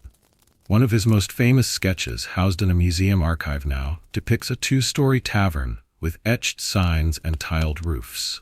The page is annotated with personal details. Ale sour, walls warm, 3 dogs near hearth. It's the kind of observation that implies experience, that he'd not just mapped the place but visited it. And yet, no one else has ever found that tavern. You push deeper into the forest. It's darker here, the trees leaning close as if trying to eavesdrop. Your steps are softer, quieter. You begin to notice strange things. Moss growing in rectangular patches, stone fragments shaped like lintels tucked beneath root systems. Every few yards, you find rocks arranged in unnatural ways, not walls, not foundations, but layouts, as if someone had recreated buildings from memory using whatever was at hand. The kind of thing a man like Thorn might do when no one believed him. There's a log ahead, half-rotted, with a sheet of metal nailed to one end. On it is another drawing, a house this time. Very plain, low roof, 3 windows, a door. Underneath is a word scratched in by hand. Elmden. No records exist of a village by that name, no parish ledgers, no tax rolls, nothing. And yet here it is. In Thorn's drawing, in the metal, in the forest. Historians still argue whether Thorn was a genius lost to time or just a delusional wanderer who mistook shadows for structures. Some believe he stumbled upon actual ruins but couldn't accurately communicate their locations. Others think he hallucinated them, perhaps suffering from lead poisoning due to contaminated paper ink or prolonged exposure to poorly stored lamp oil. But a small, persistent group believes he saw something real. One of his final sketches shows a village entirely underground, not like catacombs or caves, but buildings sunken below the roots of trees, windows at ground level, chimneys venting through moss. He called it Norwood Hollow and described it as a place built downward, not upward, as if it feared the stars. You pause here, because the forest around you dips again, just slightly. The slope is too smooth to be natural, and you notice impressions beneath the leaf cover. Depressions the size of rooms. You walk slowly through them, mapping them with your feet. A square. A narrow hall. A rectangle that opens wide like a dining space. If Thorn had stood here, he would have called it a town square. You find a rock at the edge of one depression with a symbol carved into it. Not a word, a shape, a spiral again, this one nested inside a square. It matches one of Thorn's final entries. The spiral binds the corners. Find where it repeats. You have. Again. People like Thorn don't leave behind legacies in stone or plaque. They're remembered in margin notes and field books, in conspiracy forums and dusty microfilm. His notebooks, scattered across collections and family trunks, are full of half-labeled maps with structures no one's found. Yet. But every now and then, someone compares a new drone scan to an old sketch and realizes he wasn't completely wrong.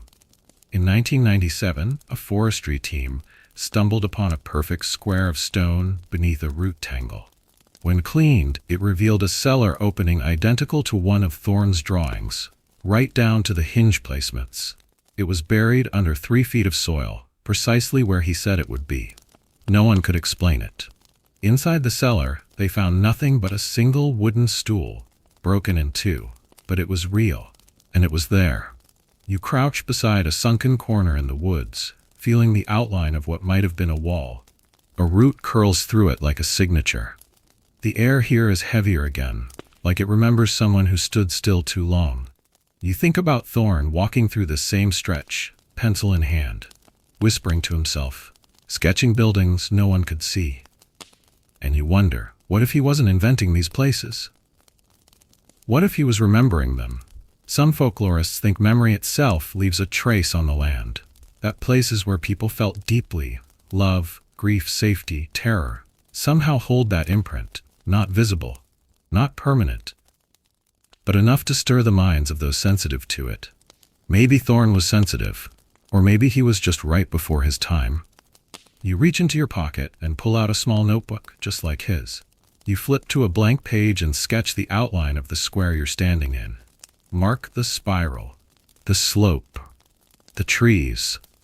You don't know if anyone will ever look at this, but someone should.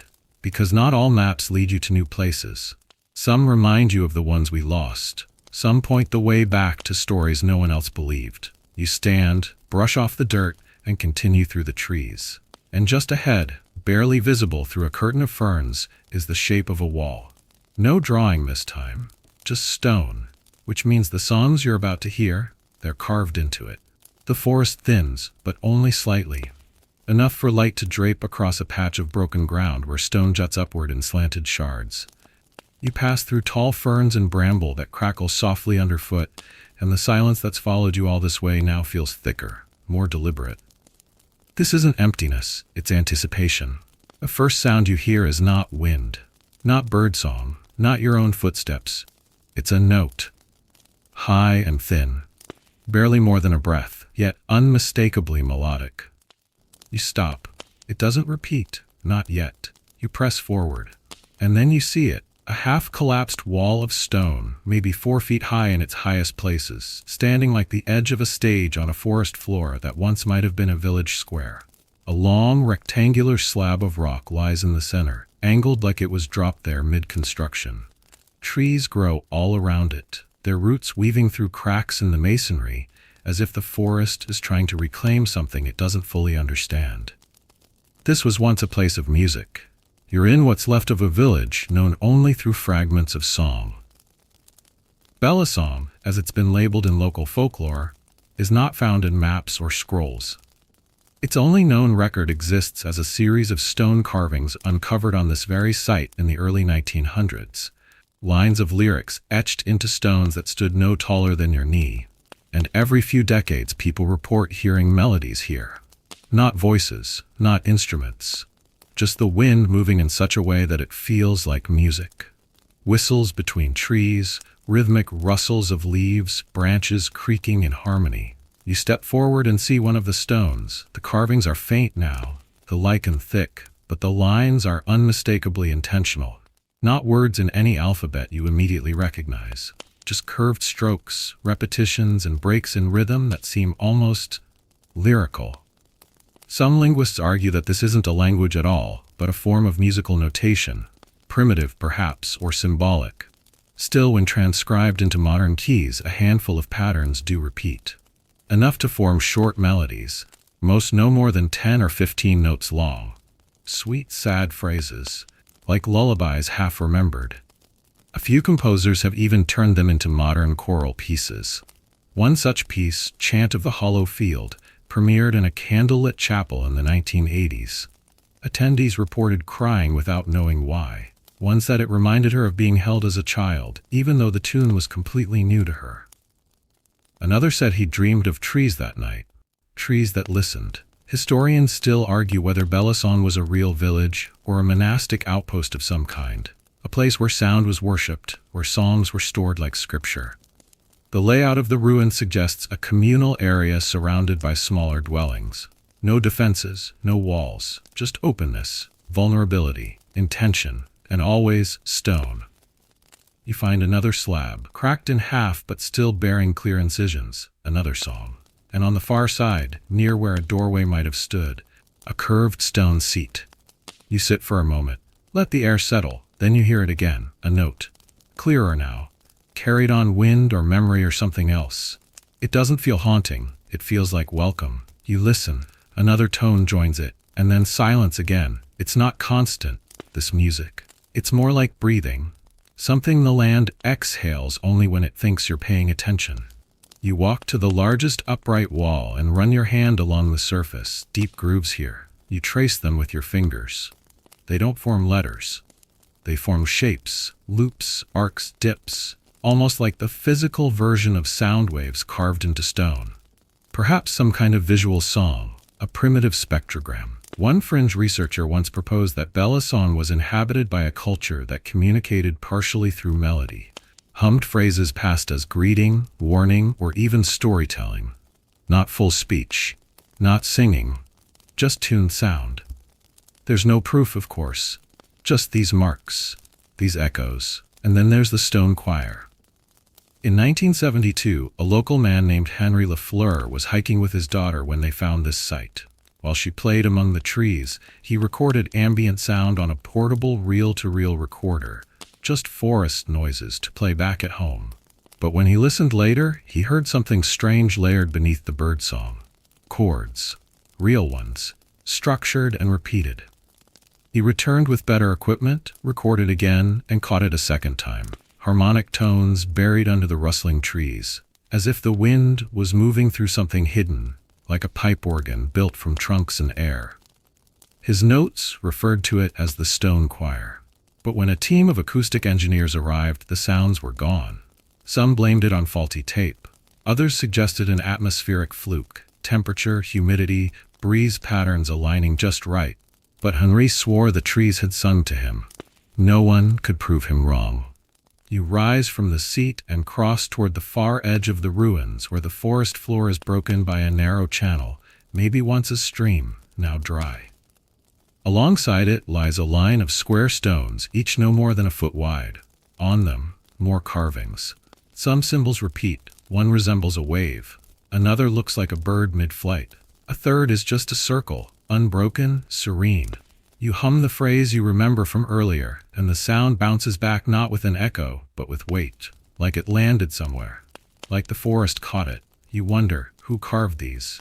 The weathering suggests centuries, perhaps even a millennium. Were they monks? Singers? Families who passed melody from mother to child like stories? You imagine them gathered here at dusk, the children humming as they climb over stones, the elders closing their eyes to listen. No speech. Just sound. And now all that's left is this. A ruin tuned to memory. There's a fragment of a doorway near the back wall. Carved into its stone are 5 small hollows, each about the size of a fingertip, spaced evenly in an arc. One visiting composer claimed that when tapped in order, the stones resonate in a pentatonic scale. You try it. It's soft, nearly imperceptible. But yes, there's a tone, a sequence. A lullaby too old to be remembered but too proud to be forgotten. And it doesn't end in silence. It ends in motion. Because from this village a trail continues. Not a road, not even a path, but a gentle depression in the forest floor. Trees lean back slightly, light widens, and the wind shifts. You take one last look at Bellisong. The wall, the carvings, the seat. The space between trees where music still sleeps. And you step into the next verse.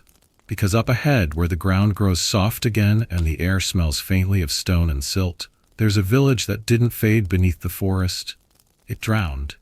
The air shifts again as you move downhill, following the gentle indentation where forest gives way to moisture. The ground becomes spongier, softer underfoot.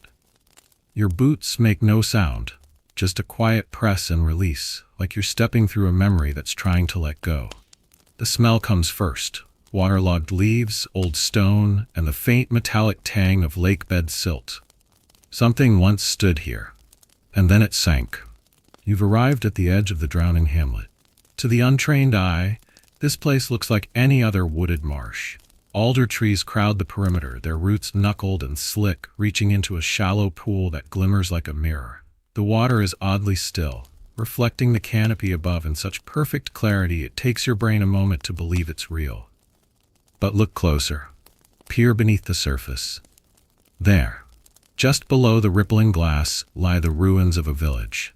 Stone walls, sunken walkways, what appears to be the remnants of a communal hearth, all resting in place as though someone had gently pressed pause on life and submerged it. Chimneys tilt slightly in the murky light.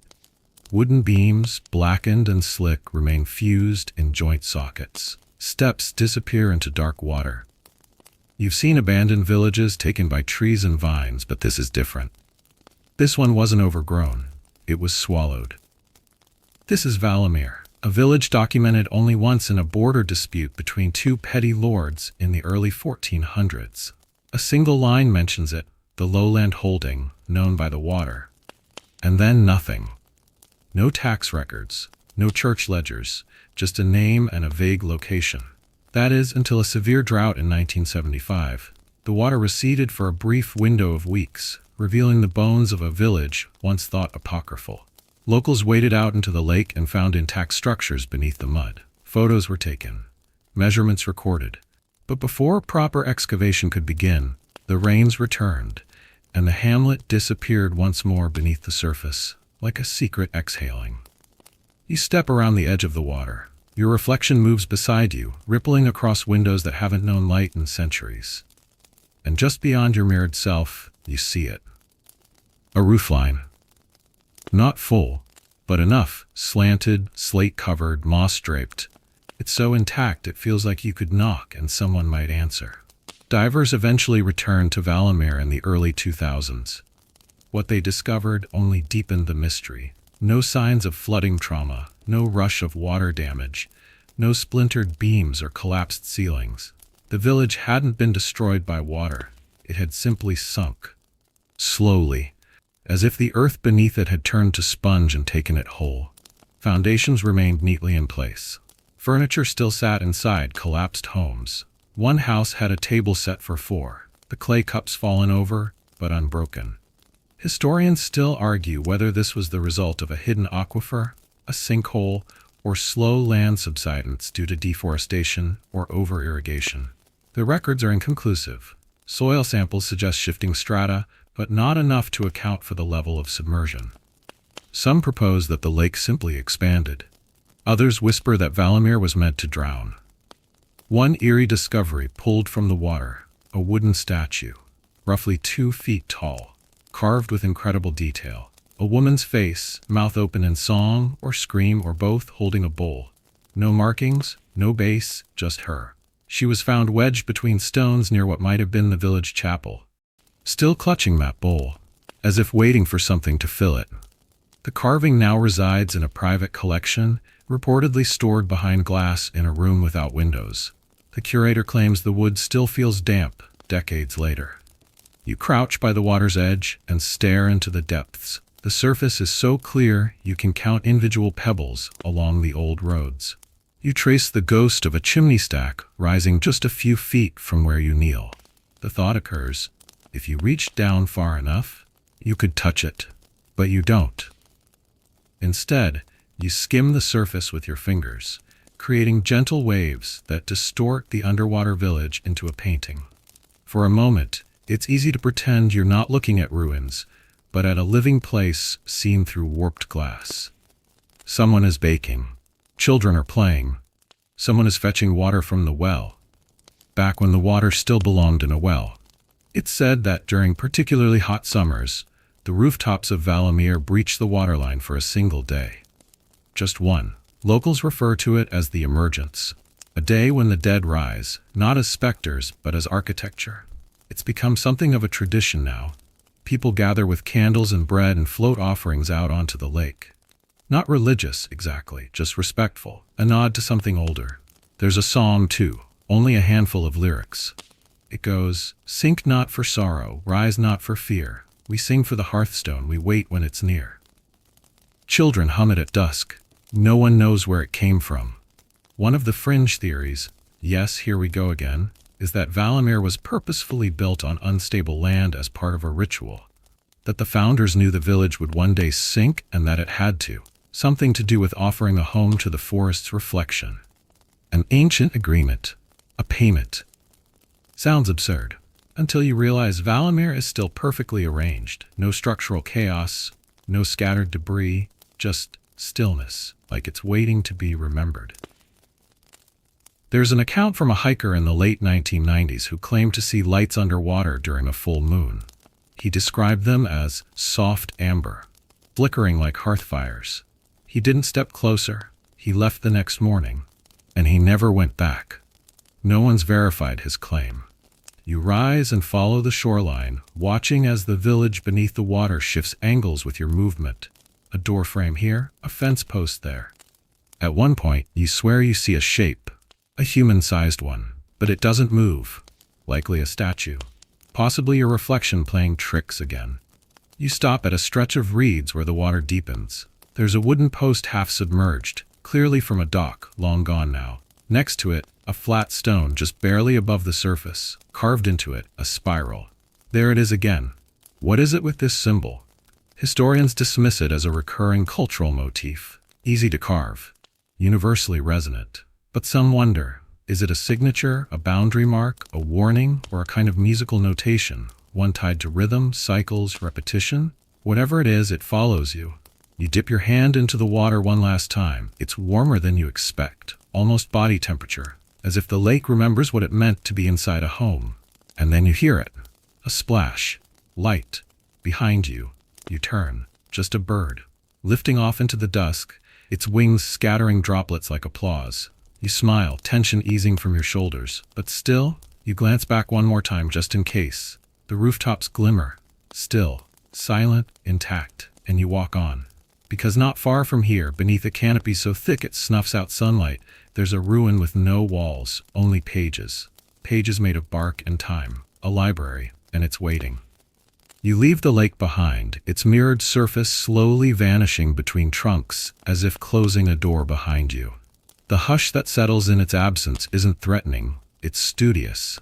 You've entered a part of the forest that doesn't feel abandoned so much as occupied by thought. Every branch above, every root below feels like it's pausing, listening. There's no clear trail now. No moss-choked steps or cobbled remnants. But you don't need them. The trees guide you. They lean slightly, forming an irregular corridor, gently curved as if suggesting direction rather than commanding it. It's here, amid the cool green silence, that you begin to notice the words. Not etched into trees, not scribbled on paper, but carved into bark. Dozens of trees, maybe hundreds, each with markings spiraling around their trunks in narrow, elegant script.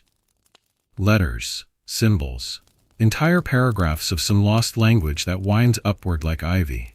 You approach one carefully. The writing begins near the roots and spirals clockwise up the trunk. Narrow enough that you have to squint. The letters are tiny, delicate. No tool marks, no signs of recent carving. It's as though the words have always been there, grown into the bark itself, like natural calligraphy. Welcome to what locals call the library under the leaves. This isn't a nickname. This is what it's become, a forest of recorded thoughts, memories, stories. Not stored on shelves. Not guarded by keys or fireproof safes, but growing. Living, changing. The first known report of this place came from a monk named Roulon in 1471. He spoke of a grove of wisdom where trees bore words in bark and described the inscriptions as not readable to man but understood by soul. Naturally, he was dismissed. Probably hallucinating, they said. Too many fasts, not enough ventilation in the scriptorium. But the place didn't disappear. Others found it. Traced the bark, whispered the symbols aloud, and some claim the forest whispered back. You step between the trees now, careful not to disturb the delicate undergrowth. The silence here is not emptiness. It's the quiet of a library at night. Sacred, private, alive with potential. One tree, thicker than the rest, holds a message you can nearly decipher. Not in modern words, but in shapes that resonate. A line of repeating spirals, like musical notes curling into themselves. They feel familiar, like the rhythm of a lullaby, or the beat of your own pulse. There's a theory, of course there is, that this grove was once the repository of a silent order, a sect of monks or scholars who believed written words had too much power to be left on pages. That ink faded, that fire destroyed. But bark was reborn, so they wrote into living wood. Not quickly, not all at once. The trees here are slow growing. Each ring takes decades. A message might take a lifetime to complete. Some believe the monks assigned themselves a single sentence to carve. Over years. A final thought. A truth they could offer the world. Their legacy written so slowly that the trees had time to absorb it. Mainstream historians are skeptical, as usual. They point out that no known culture practiced arboreal inscription on this scale. But no one can explain the markings. No one's been able to translate them. A handful of researchers have tried. They brought equipment, tents, sensors. Many left frustrated. One stayed. Dr. Eileen Marchette, a linguist from Lyon, visited in 2009 and returned every year for 6 years.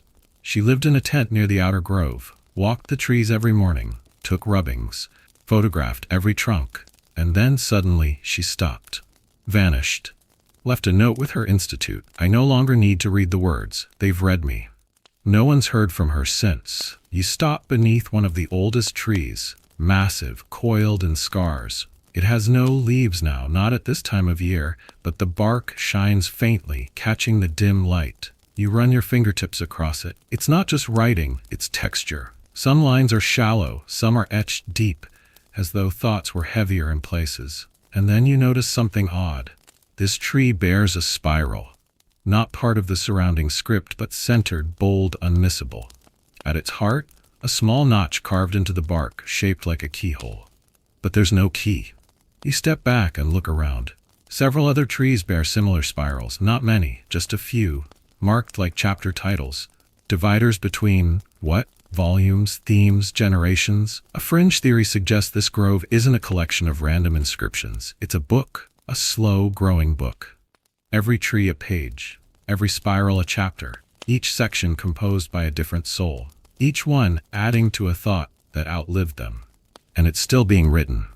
A few years ago, a botanist studying ring growth here found something odd. Some trees with inscriptions had accelerated cambium activity, meaning the bark regenerated faster than expected, specifically where letters were carved, almost like the tree wanted to preserve the markings. Fungi are involved too, microscopic ones. Mycorrhizal networks link the trees here, allowing them to exchange nutrients and signals. Forest scientists call this behavior social. But what if it's more? What if the trees are not just preserving memory, but passing it around? You move deeper into the grove, and now the trees grow closer together. The inscriptions become more complex. Some spiral into entire parchments of bark, twisting from root to branch. Others have symbols that cross from one tree to the next, as if the thought couldn't be contained by a single trunk. And then, something stranger still. A fallen tree, half-rotted, split down the middle. Its inside reveals rings etched with markings. Not just the bark, the wood itself. The writing doesn't stop when the tree dies. It continues within. You crouch beside it, careful not to touch too much. The inside of the log looks like a scroll unwinding, the rings acting like lines of a poem. You trace one finger along the edge. A groove curves through 4 rings before vanishing into a crack. The story never ends here, it just goes deeper. No wonder they call this the forest's library. And somewhere among these trunks, someone once left a message just for strangers like you. It's been spotted only once on a tree near the eastern edge. It reads, "If you find this, you are part of the story now. Sit, listen, leave one word behind." You check every tree for it. No luck yet. But as you round a bend and pass between 2 oaks, you stumble upon a tiny glade where bark has been stripped in vertical panels. Not by weather, not by animals, by hand. And on each exposed surface someone has carved a word. Hope. Frost. Remember. Sleep. You pause, take out the tiny knife from your pack, find a clear sliver of trunk, no bigger than your palm, and you carve one word. Listen. Then you step back. The grove accepts your offering. Behind you, the trees seem to exhale. Ahead of you, the forest darkens, and just beyond the final row of trees, there waits a place known only for one thing. A hearth. Still warm, even with no fire inside. You step beyond the library's hush, the carved trees fading behind you like pages closing on their own. The forest returns to a more familiar rhythm, less reverent, more natural. Birds sing again, distant and scattered. A squirrel darts across the trail with a mouthful of something important. Sunlight breaks through the canopy in dappled bursts, illuminating your path. But this stretch of trail doesn't last long.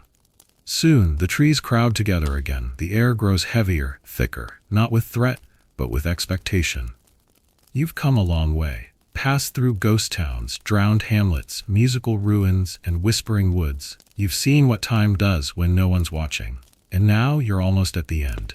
The terrain shifts gently underfoot, softer, more moss than dirt. There's a scent in the air, wood smoke, faint and clean.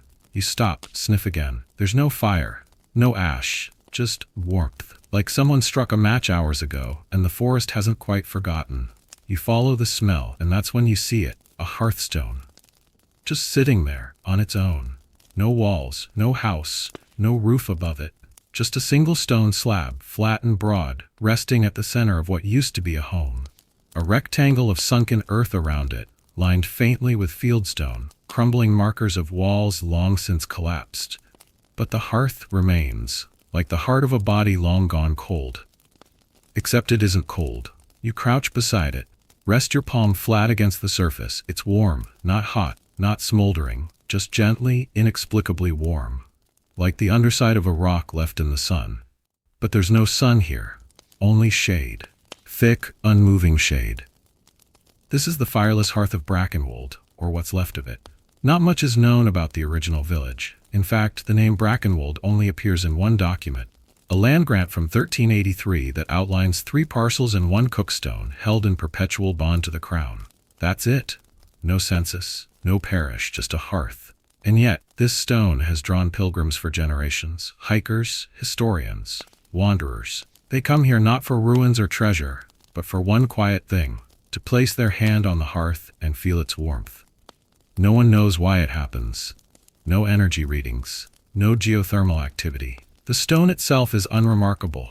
A local granite, mildly iron-rich but inert, and still it radiates this gentle heat. Some say it's residual, sunlight stored deep within from centuries of use. Others say it's psychosomatic. You expect warmth, so you feel it. A trick of the mind. But many have visited at night, in winter, in rain. Still warm, no visible fire ever burned here. No logs, no scorch marks, just the sense of something still glowing beneath the stone. Local folklore calls this the last hearth, and claims that whoever touches it carries that warmth with them, not physically, but in spirit. That it eases sorrow, calms nightmares, softens the coldness that sometimes creeps in around the edges of modern life. There's one particularly old tale of a soldier who found the hearth during wartime. He'd been separated from his regiment, lost, wounded, cold. He followed the scent of smoke to this place, laid beside the stone, and fell asleep. When he woke, his fever had broken. He returned home and never told a soul where he'd been, just that he'd found the heart of the woods. You sit beside the hearth now, legs crossed, back against a mossy lump that was likely once a wall. There's no sound but the occasional creak of a tree branch in the wind, and the warmth. It's subtle, gentle, like being near someone kind. You let it wash over you. Some historians speculate that this spot may have been sacred long before houses were ever built here. A druidic site, a solstice point, a natural altar. They point to the spiral symbols, of course. Yes, it's here too. Carved into the corner of the hearthstone, shallow, discreet. A spiral surrounded by tiny notches like sun rays. What started as a decorative pattern back in your first steps through Hohenwald now feels like a thread. Something woven through every ruin you've seen, a quiet language. And here it ends, or maybe begins. Because while everything else in this journey has crumbled, sunken, burned, or drowned, this hearth remains, and warmth is the most stubborn thing to erase. Think about it. Trees fall, walls rot. But warmth is a memory that outlasts structure. You lie back, looking up at the sky through the leaves. A breeze moves gently above, rustling the high branches. The air tastes like the end of something, or maybe the beginning of rest.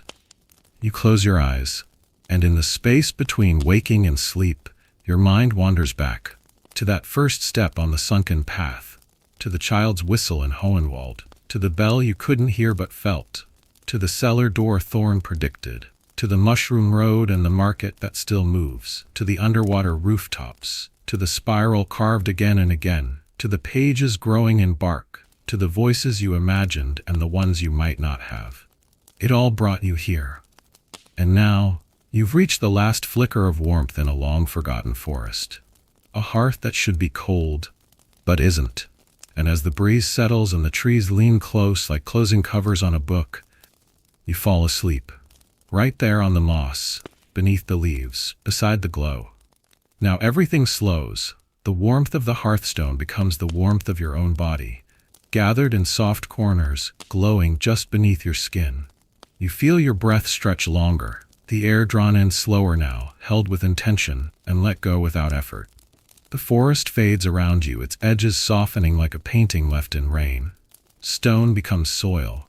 Words become echoes. History becomes hush. And the trees, those ancient witnesses, lean just far enough to let the stars peek through. Gentle pinpricks of silver on a canopy of deep velvet. There's nothing left to chase. No bells, no carvings, no mysteries. Only this moment. Stillness like a blanket. Stillness like the pause between verses in your favorite song. Your limbs feel heavy now, in the best way, like the earth is offering to carry you. So let it. Let your thoughts drift like fallen leaves across the surface of that hidden lake. Let the weight of centuries become something comforting, layers of quiet wrapped around your shoulders. And in this last breath of the forest, know this: you are safe. You are small in the best possible way, and you are not alone. Because somewhere beneath these trees, a hearth still glows, and it's enough. Good night, traveler. Sweet dreams.